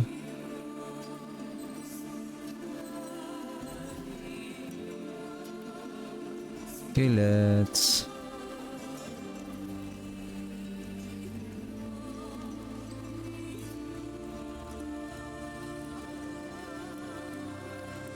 Did I see Macabre?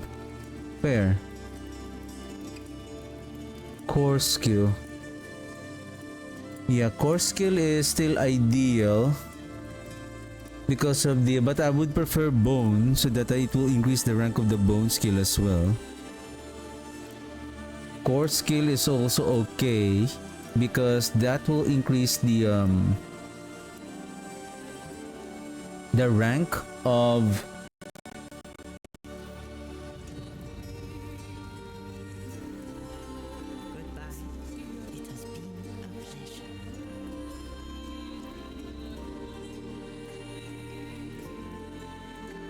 our mage.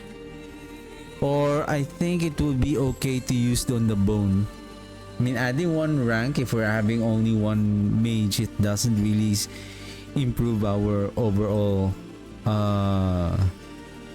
but there is a benefit if we will increase the bone skills, because that will increase the rank of the bone storm, increasing attack speed and critical strike chance.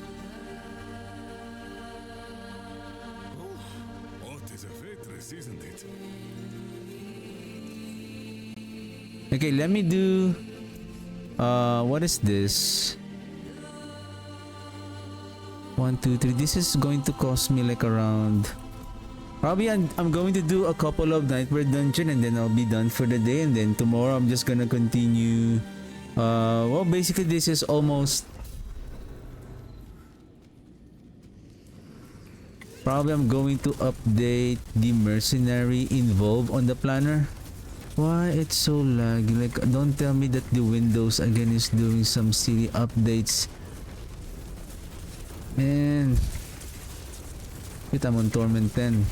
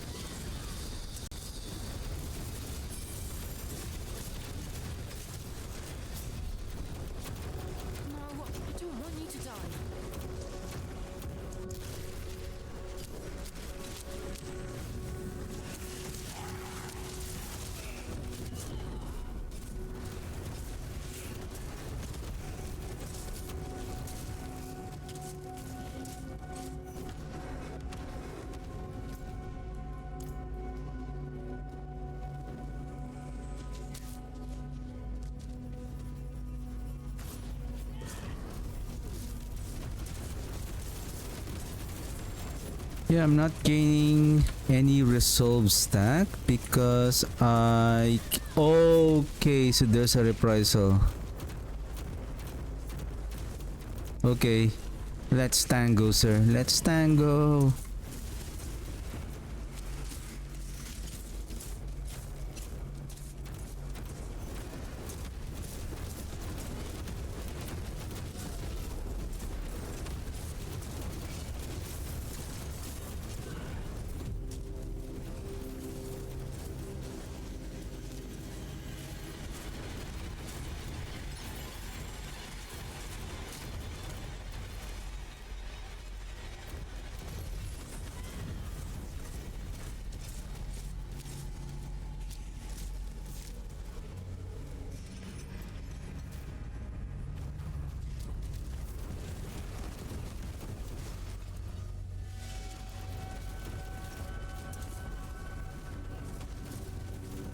Because unlike in the pit, we are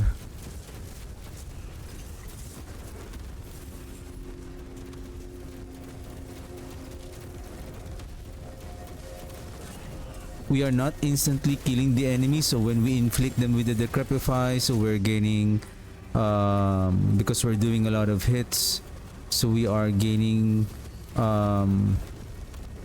resolve stacks on the enemies that are hit while inflicted by decrepify. Unlike here, if we are one-shotting, if we are instantly killing the enemies here, so even though they get the decrepify, before the decrepify is not doing its effect because the enemy's already killed.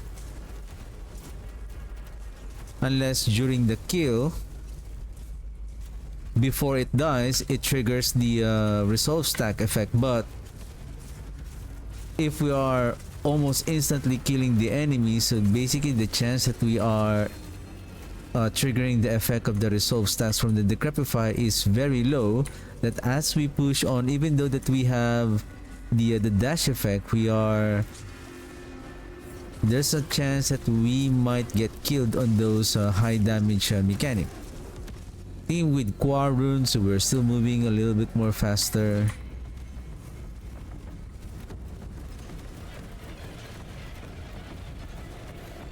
See, even the overpower stacks, we're not gaining a lot.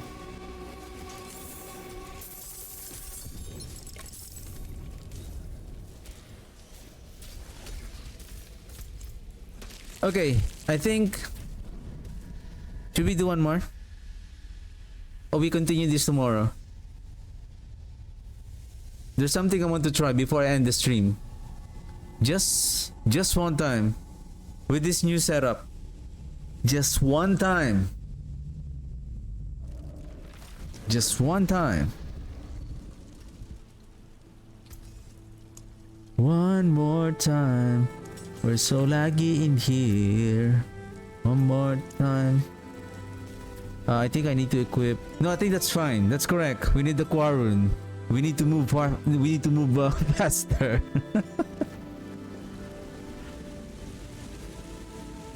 Why it's what? Ha ha ha ha ha ha.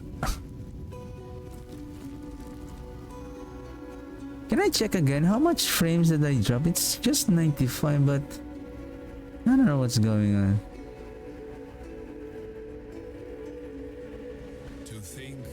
So basically, there's no more waiting for the stacks. We just engage right away. We don't mind if we are slow at the start as long as...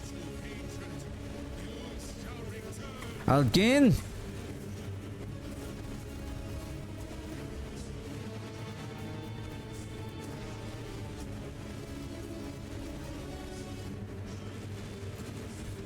It's lagged.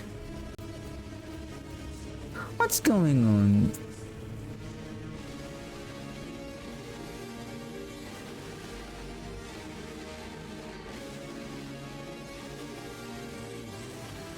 Why you guys are always trying to ruin my game?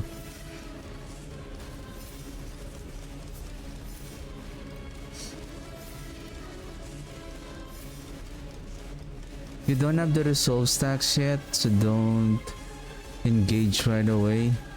Just stay behind.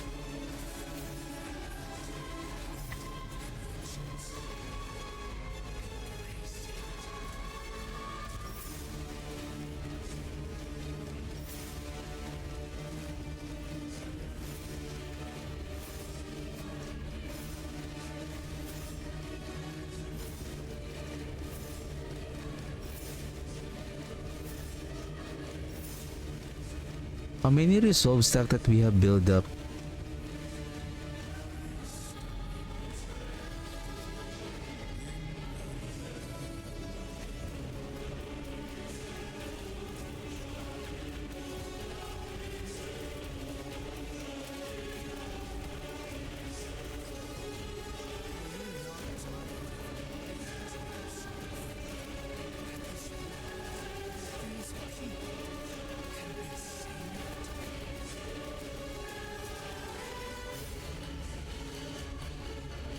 Okay. Doing good so far. I think the damage is decent.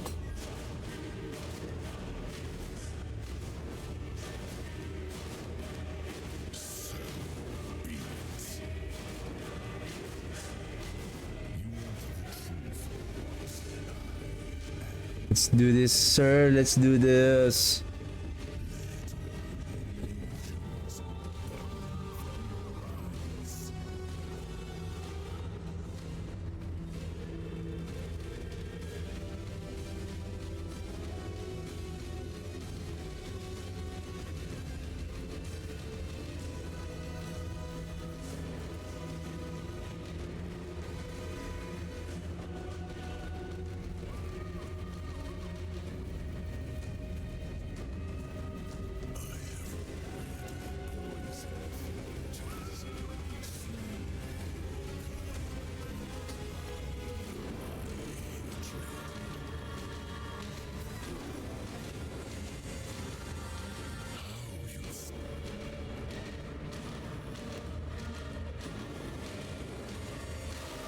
Do I need the life one hit?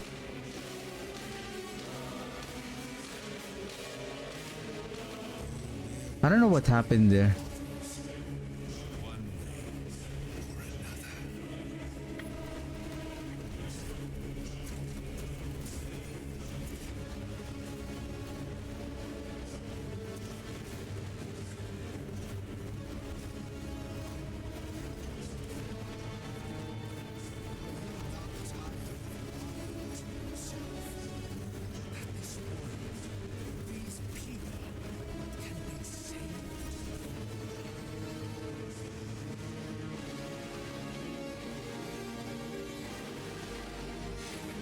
It's just the annoying part here is the transition of the scene. Like it's like I think it's 30 seconds transition. Like it's so much waste of time. Can he just fell to the pool, rise up, then just let like so much drama and dialogue? Like that should have been on the campaign. In the campaign it's okay, but here we don't need it. The transition should be like maybe maximum of like 5 seconds.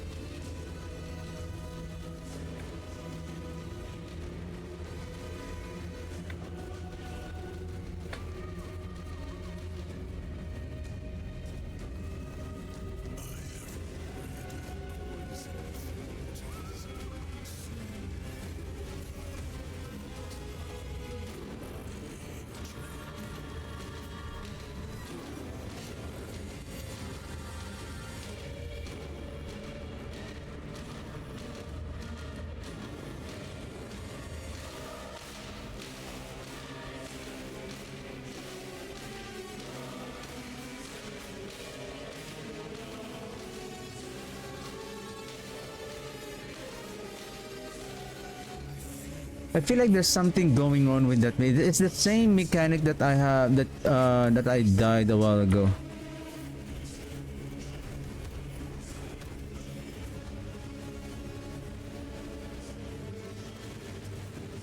Oh shit! I forgot. Okay.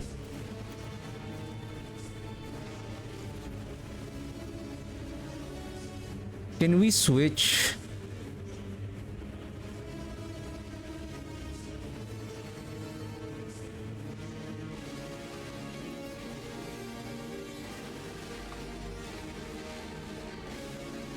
I think it's more on keeping our distance, I guess.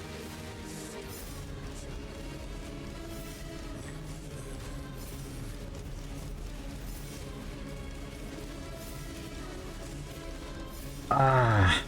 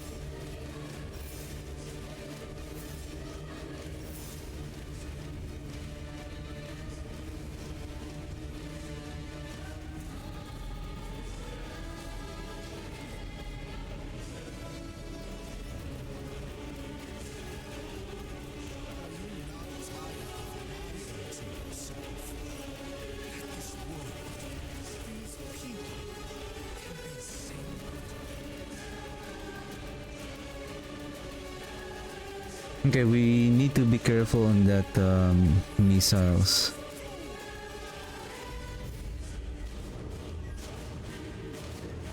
Those missiles are really annoying.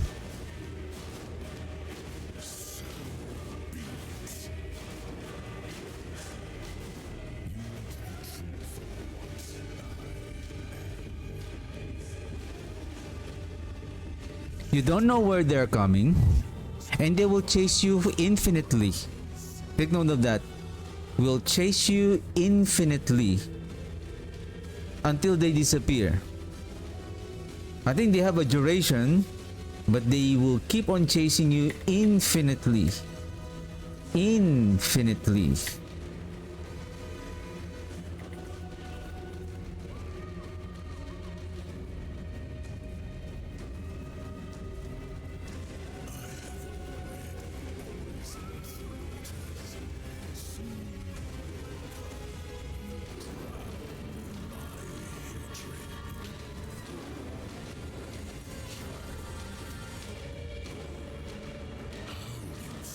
That was too aggressive.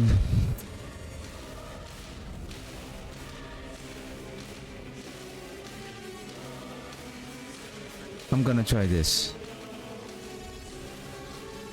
Let's see. We are going to attack more. We will have lesser damage.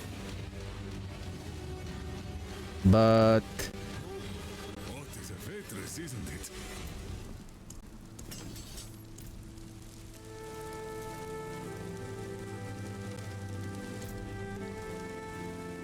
Mainlander, what do you seek?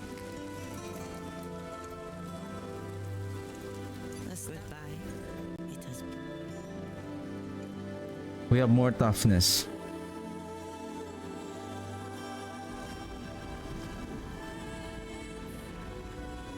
And the thing is, probably I'm also going to try maybe Life on Hit.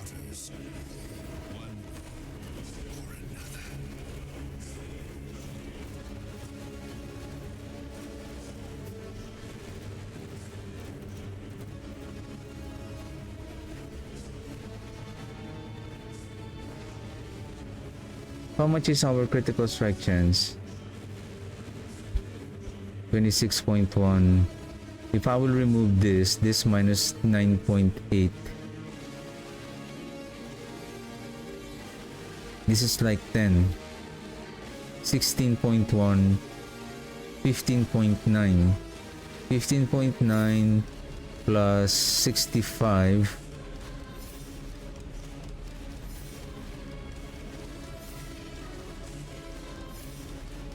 59 at maximum with the plus 3 rank, so 59 plus 10, that's 69.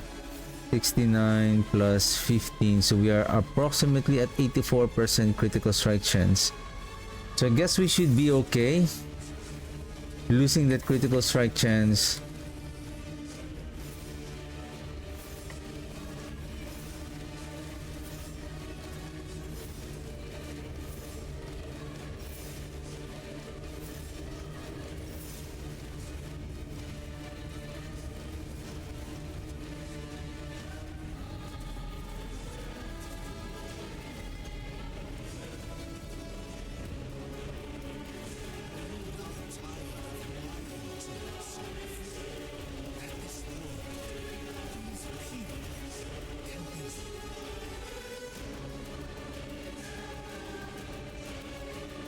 Okay, let's see this.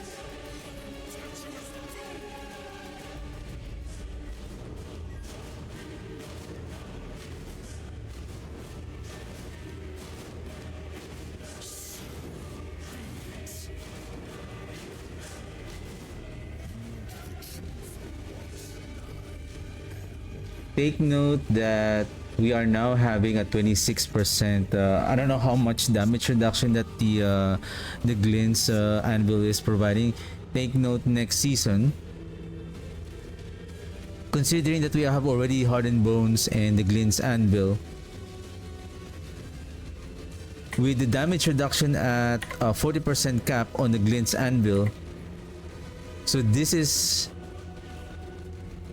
our defense is much more weaker at this moment. So imagine next season.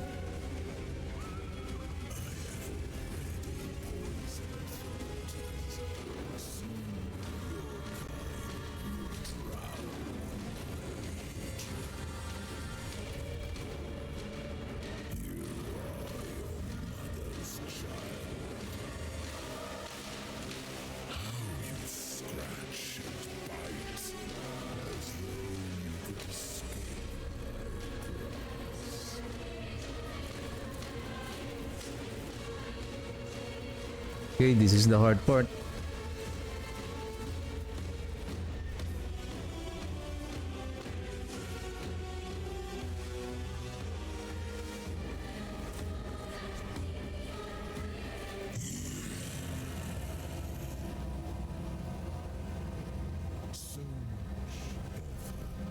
I think Life on Hit would be better there, considering that we have so many Bone Storm circling around. Like when we get hit, I think we can recover our life very quickly, I guess. Maybe we can try that tomorrow. It's not that hard because we're just gonna roll the lucky hit, the critical strike chance with Life on Hit. And I think we will be much more better with our damage reduction if we have a greater affix on the damage reduction on the chest, on the shield.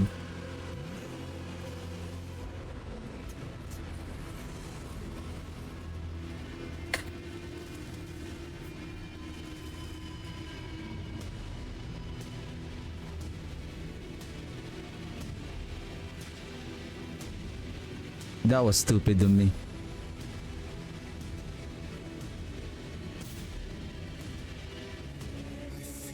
It was my mistake. I should have not put myself on the corner. Ah.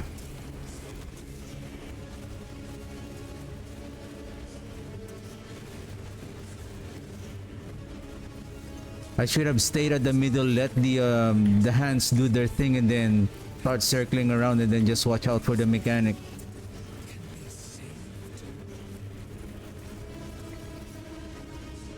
That is also one silly mechanic. That is, I don't know who decided to design this, to be honest.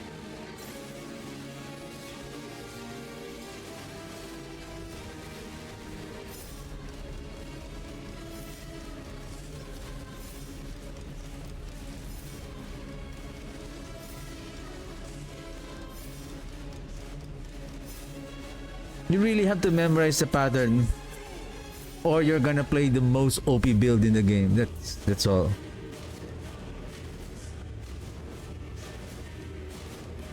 Okay, remember again. Try to stay in the middle, wait for the hands to do 2 times, then move out. Then watch for the worm. Watch for the projectiles, then that's it. Once we pick up the blood orbs, right away he will spawn the heads and then he will throw the projectiles. Just keep our distance. I forgot.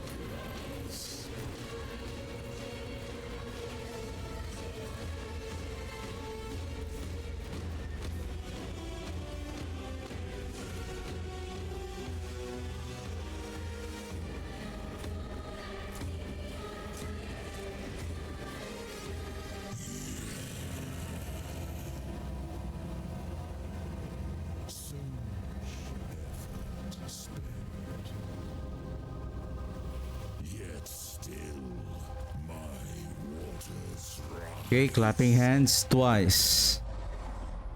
I think it does a different, when you go sideways, it claps and then it goes on a different direction.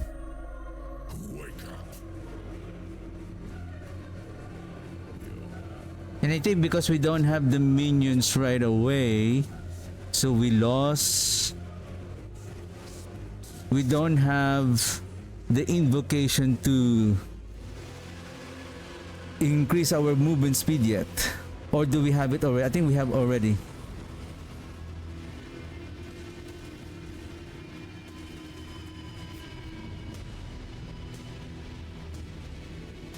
Give me a second. I'm looking on my second screen. How did the clapping hands?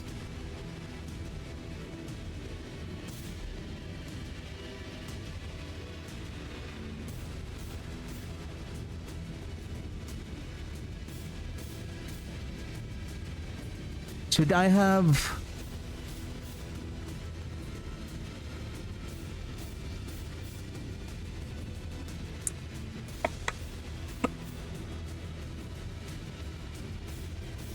Do I need to bring the blood mist?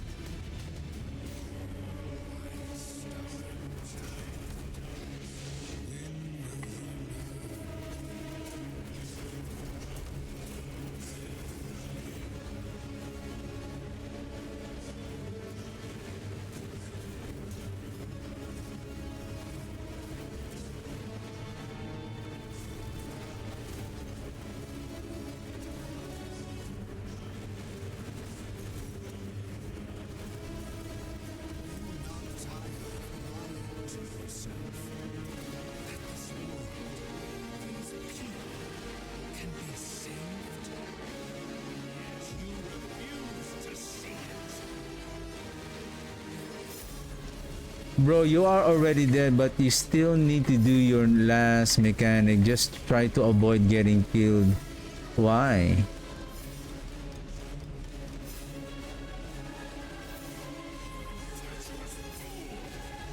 So when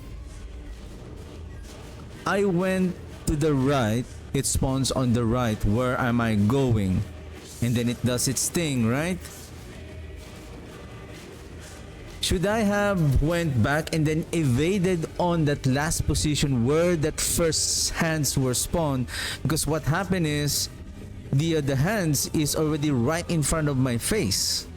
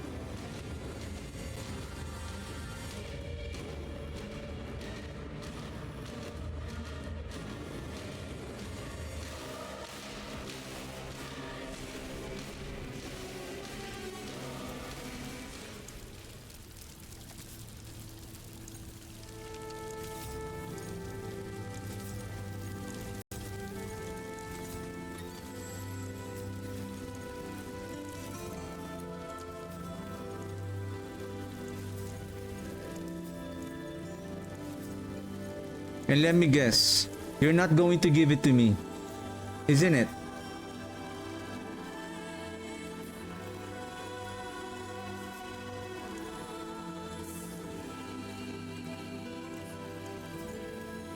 But my gold. Poor me.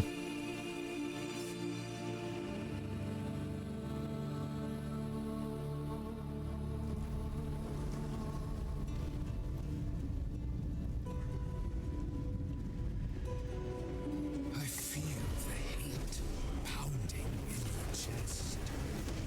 Embrace it.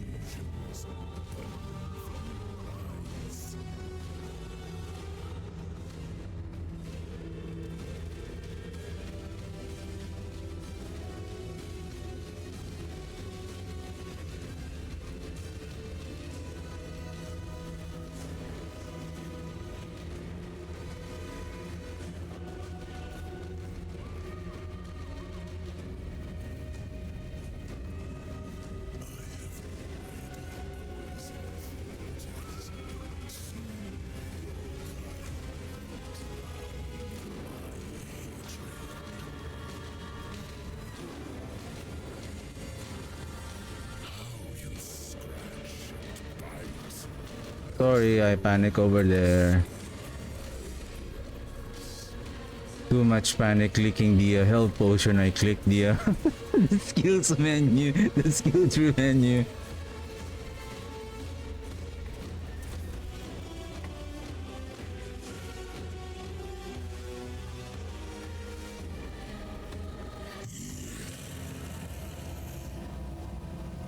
But it's a bit more better. Like when we get hit, at least we still have a little bit of way to mitigate the not to mitigate, but to sustain the damage because we're regaining our life. But when we see that our life is already starting to drop down, then we can now keep our distance, reposition ourselves, and then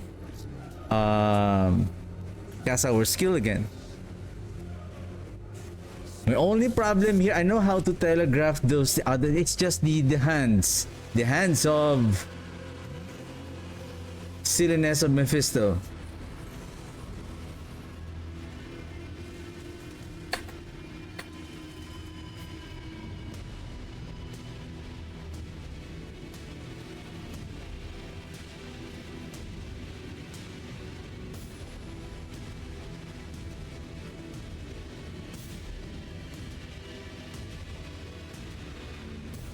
Okay, I think I see I think this will be my last run for tonight. I hope I will not die, but it's already getting late for me.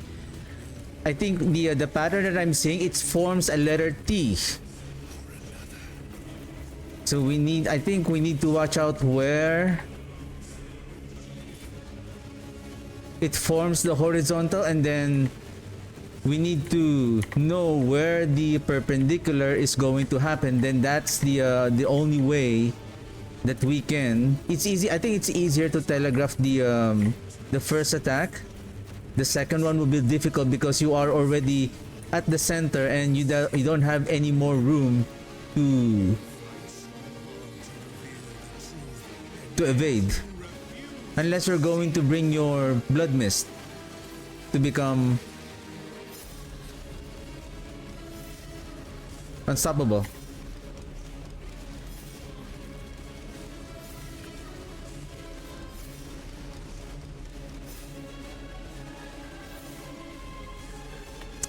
Man.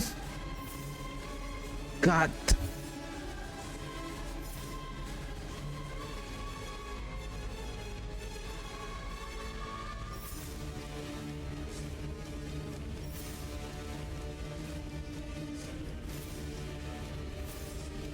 It's a bug. When you kill Mephisto right after you killed him, it's done.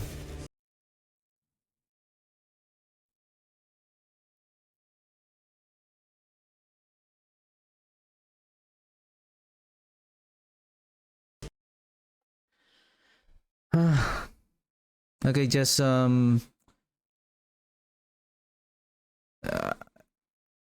because I feel like if I'm going to stop right now, if it's like I can do better. I think with our life on hit, I'm gonna try. Maybe if the life on hit here is okay, maybe we can add now more damage.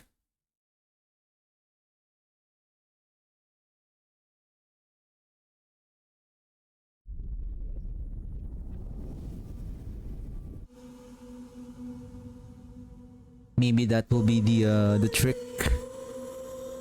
Let's see. We have spent a lot of gold in there already. Might as well take advantage of it.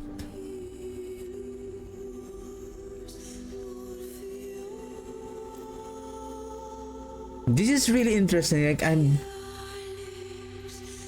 why I'm always making why I'm always dying on that hands. On Saturday I didn't die on that hands, only on the projectiles. That is really intriguing.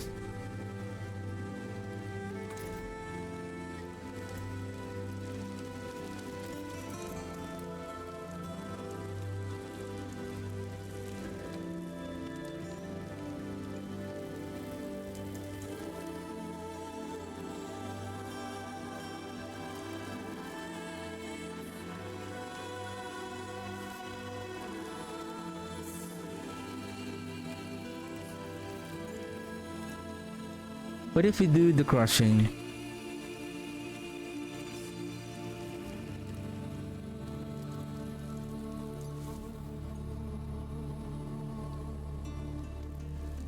Mainlander? Or I think splintering should be okay. There's only one target we can.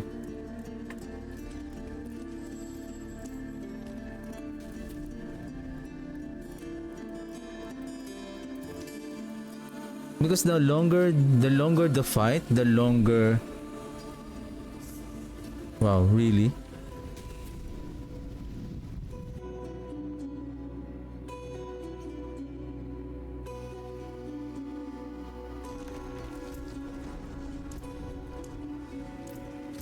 I guess players haven't experienced this bug because they're playing OP. Probably next season. If this one is not fixed, then a lot of people will be complaining. Like, why is this? Oh, because you're playing you're having fun. Then another chit chat, chit chat, chit chat, chit chat, chit chat, chit chat, chit chat, chit chat, chit chat, chit chat, chit chat, chit chat, chit chat.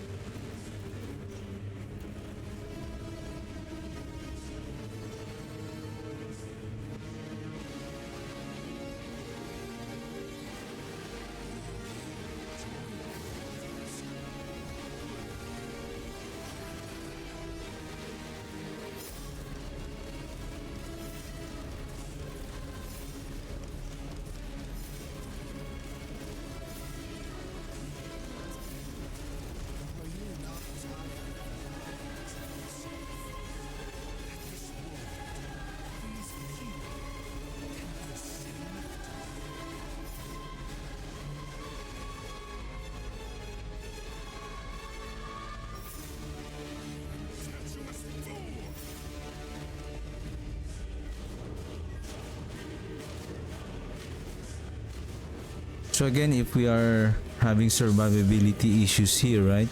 So what more on next season?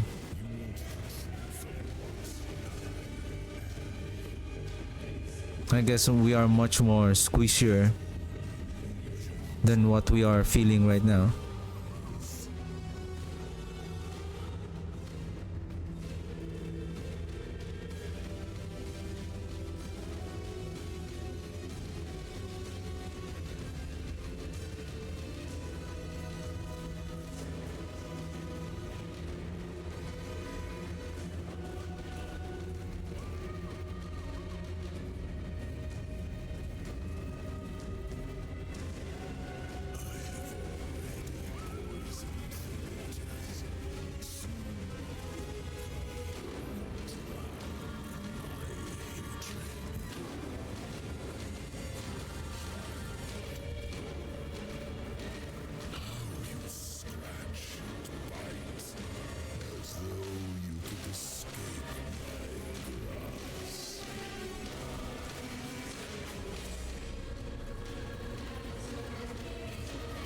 I have never seen that mechanic on 2 days ago.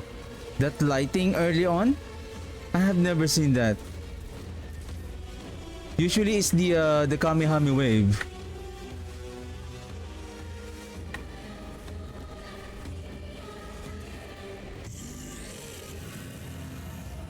Okay, remember the T.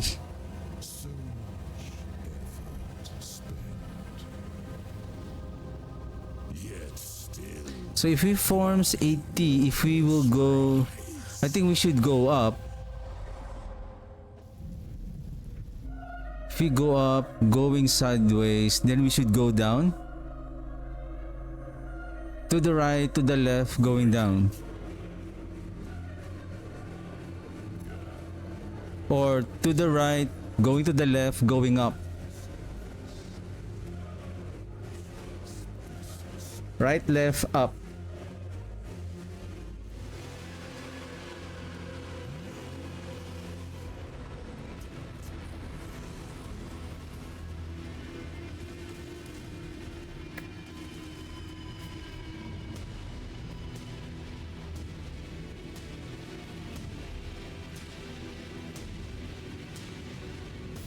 Give me a second. Let me see the delay on my other screen. What went wrong?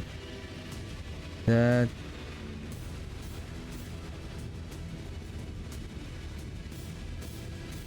Yeah, so when I went this way, I went down. I think I was on the edge that I have nowhere to go.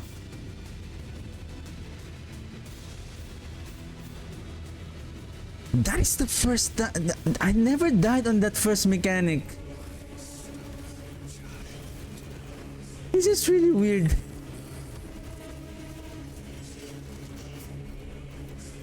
This is really weird.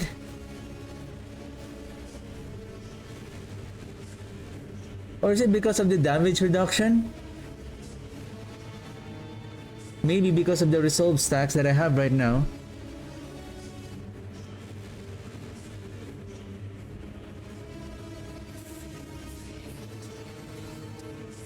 I mean,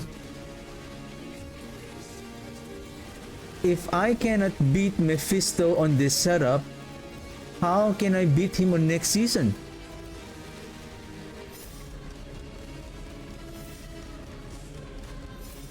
So only Golem can beat him?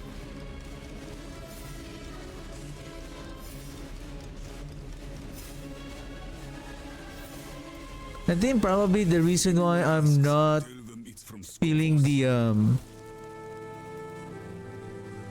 damage of that hands probably of my resolve stacks, that I have so much high damage reduction. And I think there were some instances that I'm getting hit by that. I think I remember I'm getting hit by that hand, but I'm not getting instantly killed. But that shouldn't be instantly killing you if you don't know where it's coming.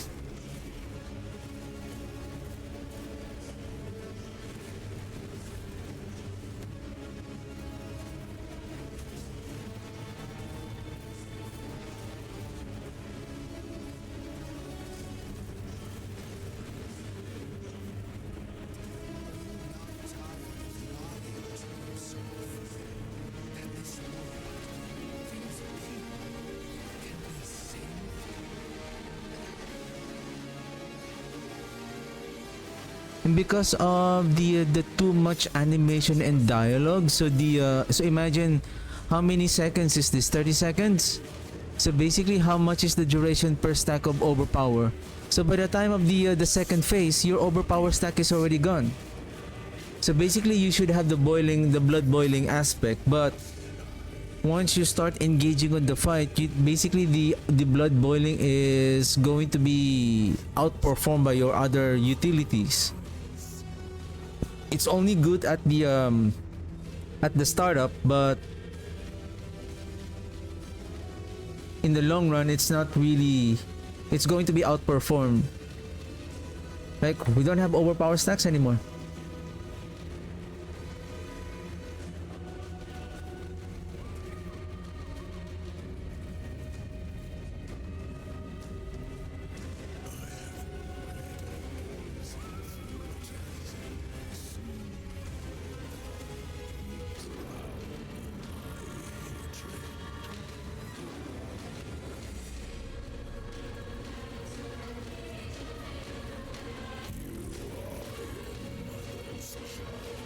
Yeah, anyway, this will be my last one for tonight. I'm just gonna continue farming and grinding for better gears.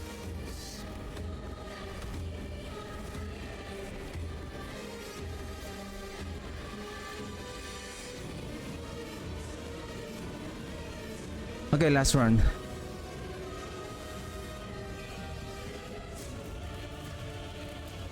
Last run.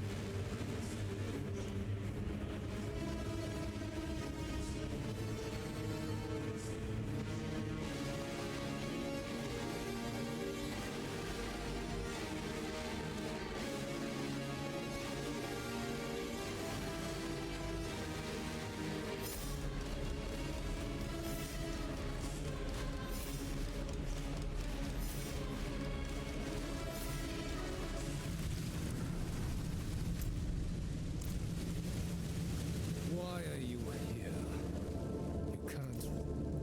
My shield is yours. We need reinforcements.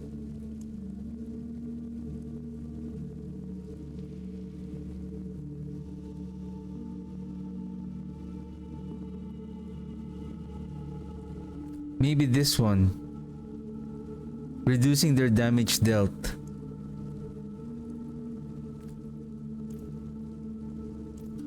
Then we have the resistance again from right here.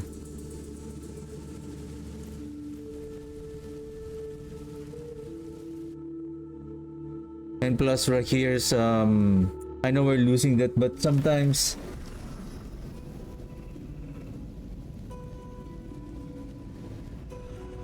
probably it's okay on bossing, like lair bosses.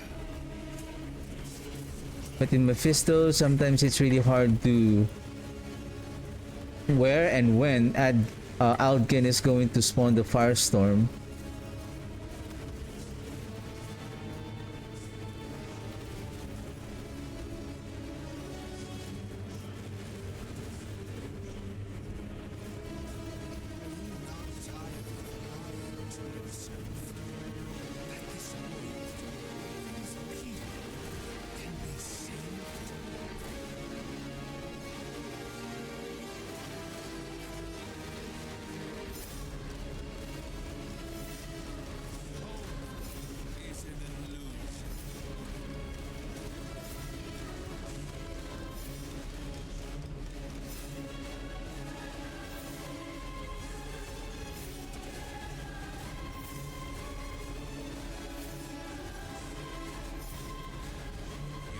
Why I'm having a hard time to increase my resolve stack? What am I using again? Necrotic Carapace.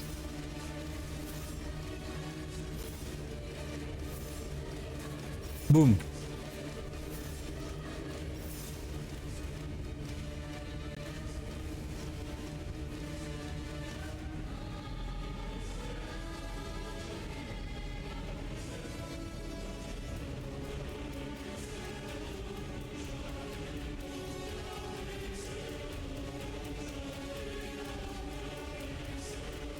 I don't know what's going on here.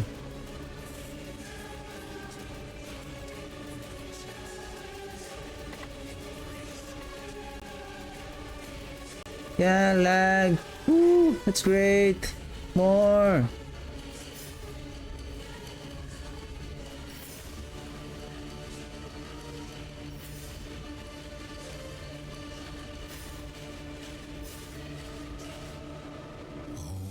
My stubborn child, when will you learn?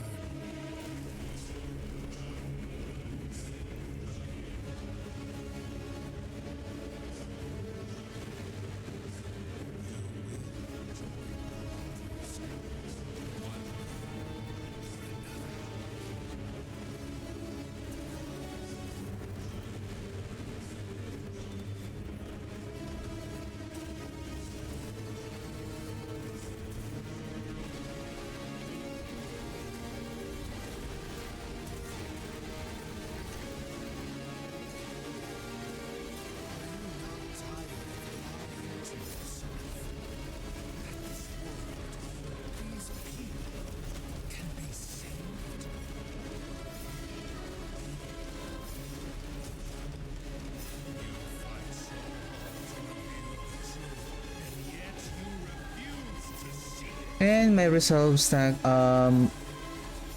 my overpowers is gone.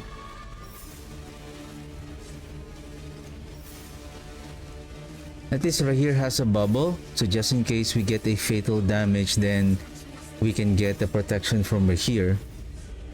It's like what you call that, an emergency protection. The thing is, when we get one hit, Rahir will be able to apply the bubble, right?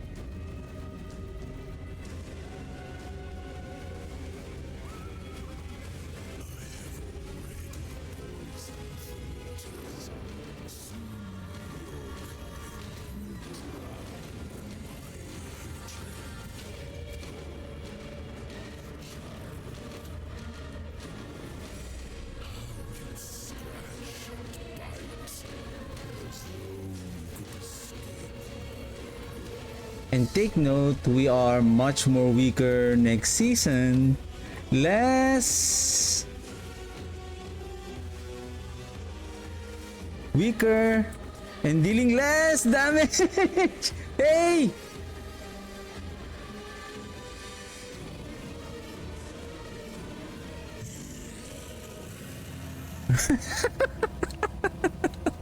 What the? Panic. Panic mode. Panic. Okay, will Rahil will protect us here?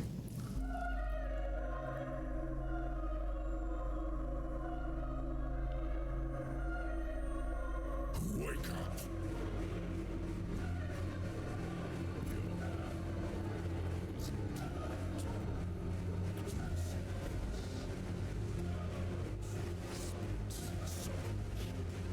Or maybe should I place the Iron Maiden?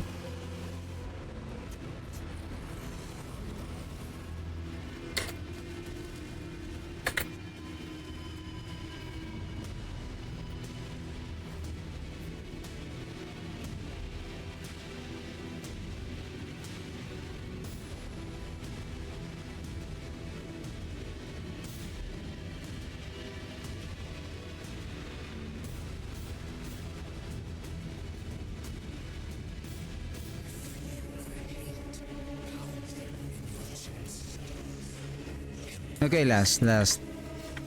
It's already...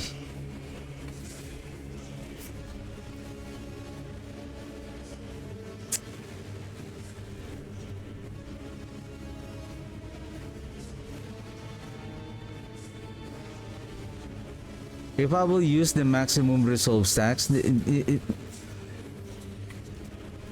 this is not...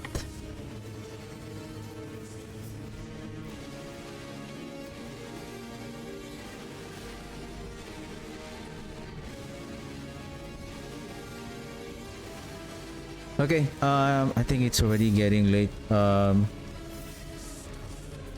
Sorry, maybe you can already feel the frustration on how it affects my gameplay right now.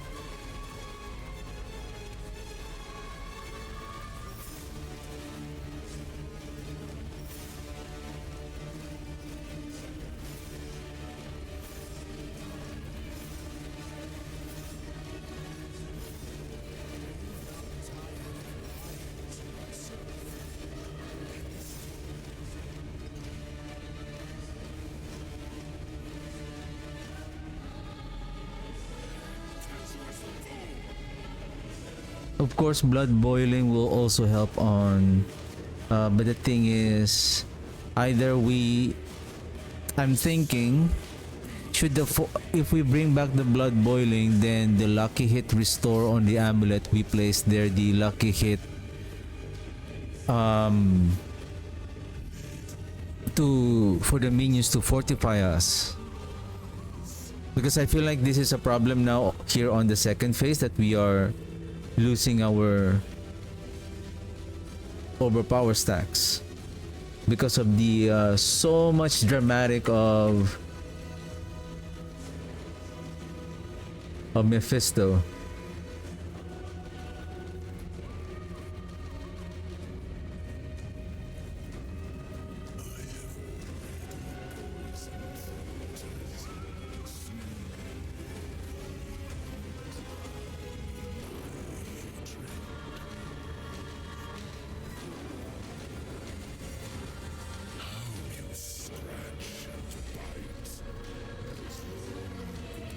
He's stunned already. All we need to do is just survive this fight.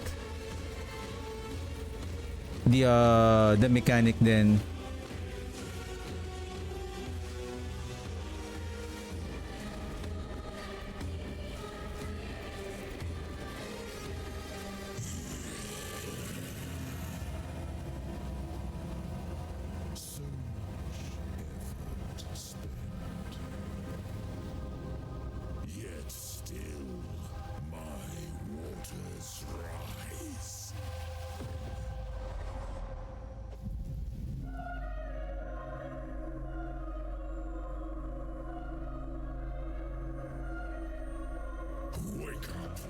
But again, if you're doing like maybe 30, 40 trillions of damage, you don't need to worry about damage reduction because you can instantly and quickly kill Mephisto. That's also another thing, but we don't have so much damage scaling.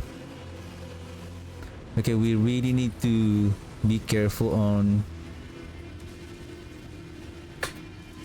Oh my goodness.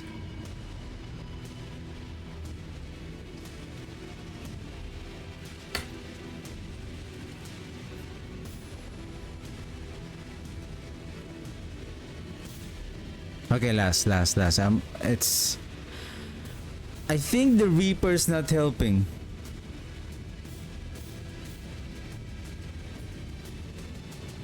I think the Reaper here is not helping. Mainlander, what brings you? Worthy. Back to it then.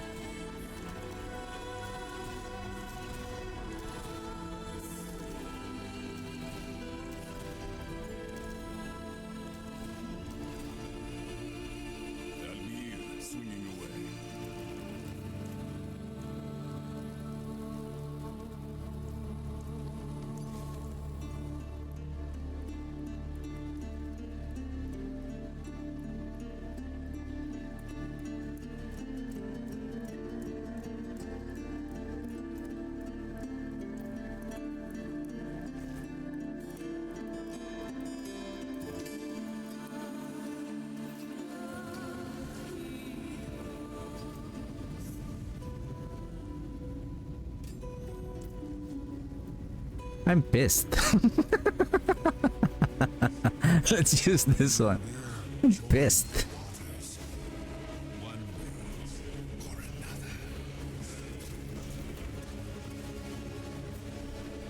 Was he facing this way? I thought he's facing that way.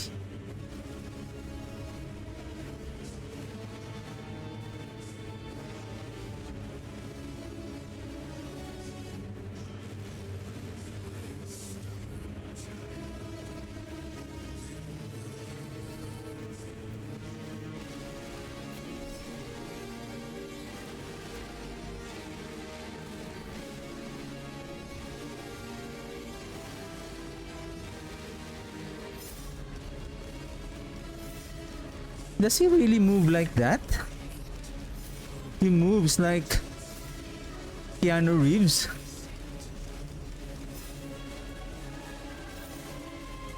Like he's facing the other direction and then suddenly he's facing you.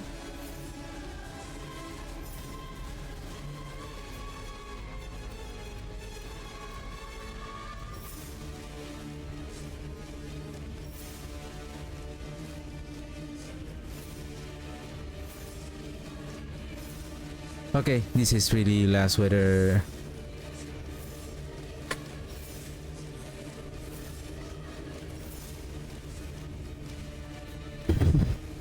This is just too early. Come on, give me a third round. Just give me a third round.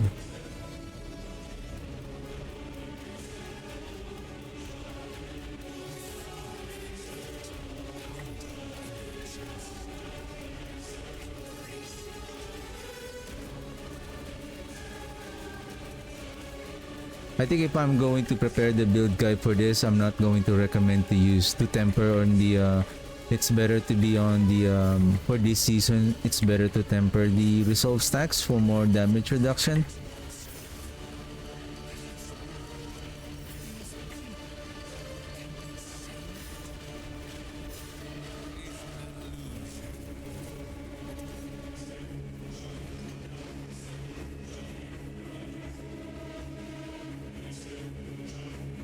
It's better the resolve stacks. The reason why I'm just doing this is just I really want to,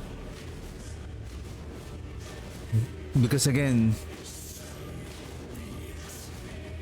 lesser damage, lesser effect on the Glint's Anvil next season. So yeah.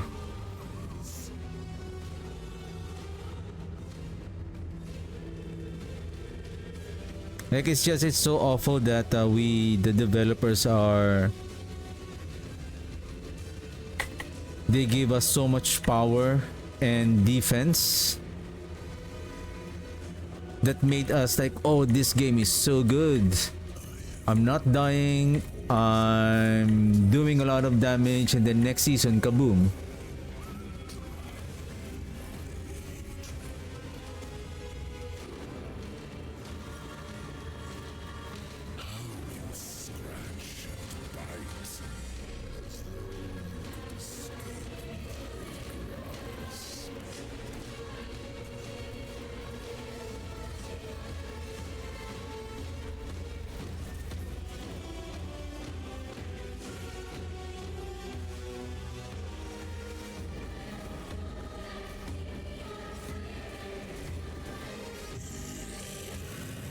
Thanks right here. Thanks right here.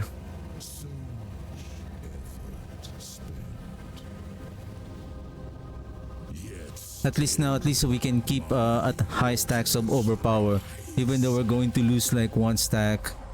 But at least we're not losing so much stack during this scene transition. I think even when we transition on the third phase, I think we still have, excuse me, the resolve stacks and the overpower stacks.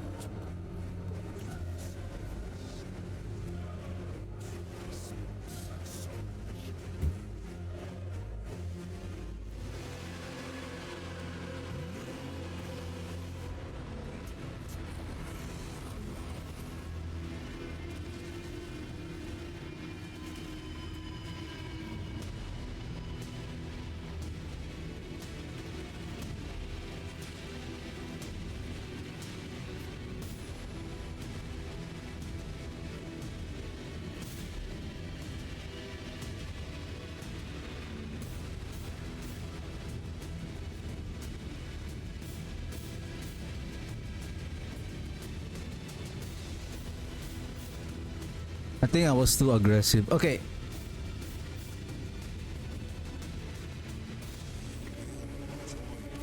This is, I feel bad like I'm ending the stream with a failure.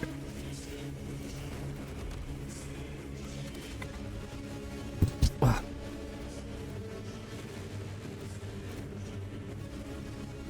Okay, I just need to go. I just need at least a third phase, and then whether I killed him or not, then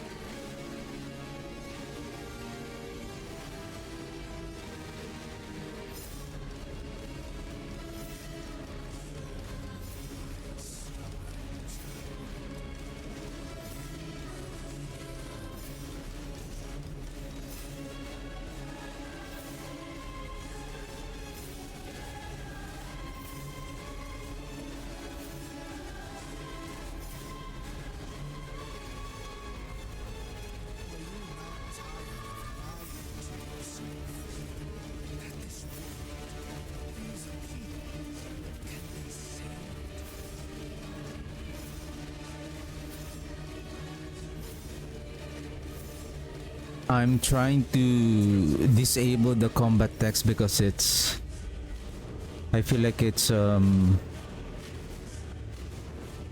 having a hard time to see, like for example that where Akarat is facing, it's just so annoying. Like he will be facing the direction, and then when he does his skill he will immediately face a different direction. Same thing with the second phase.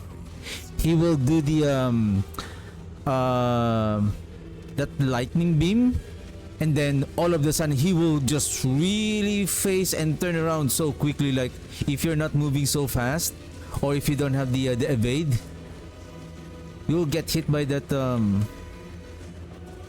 that beam.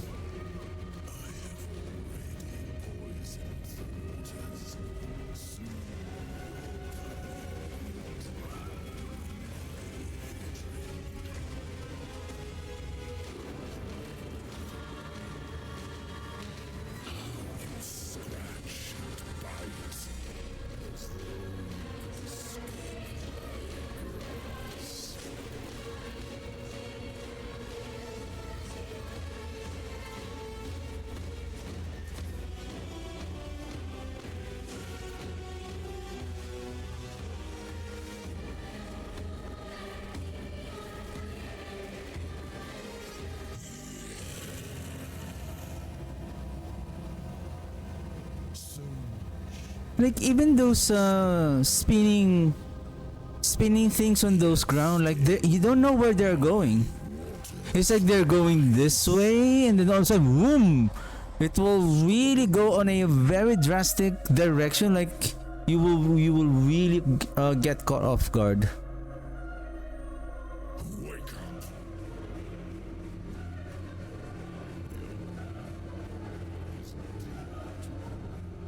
Okay.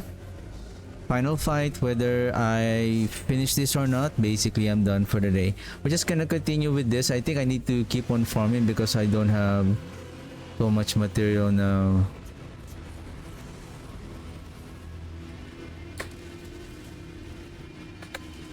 Whoa!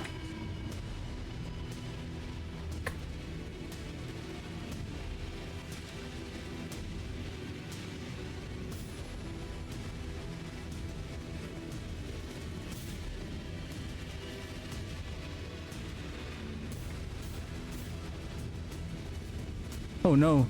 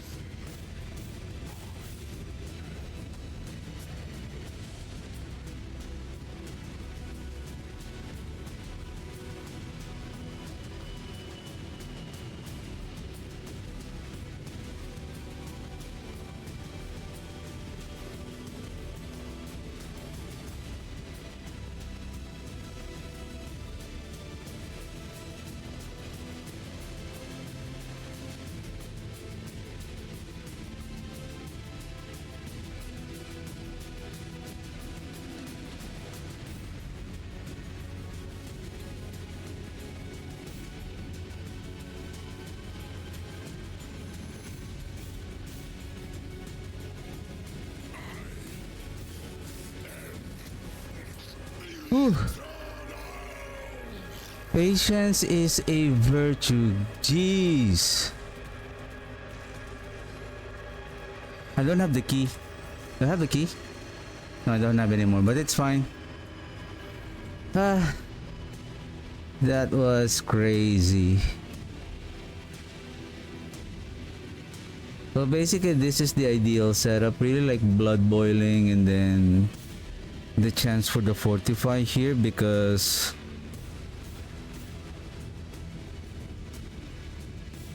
anyway, I'm just gonna update the build planner just to I don't know if I have made the changes already, so I'm just gonna correct it, but well, yeah.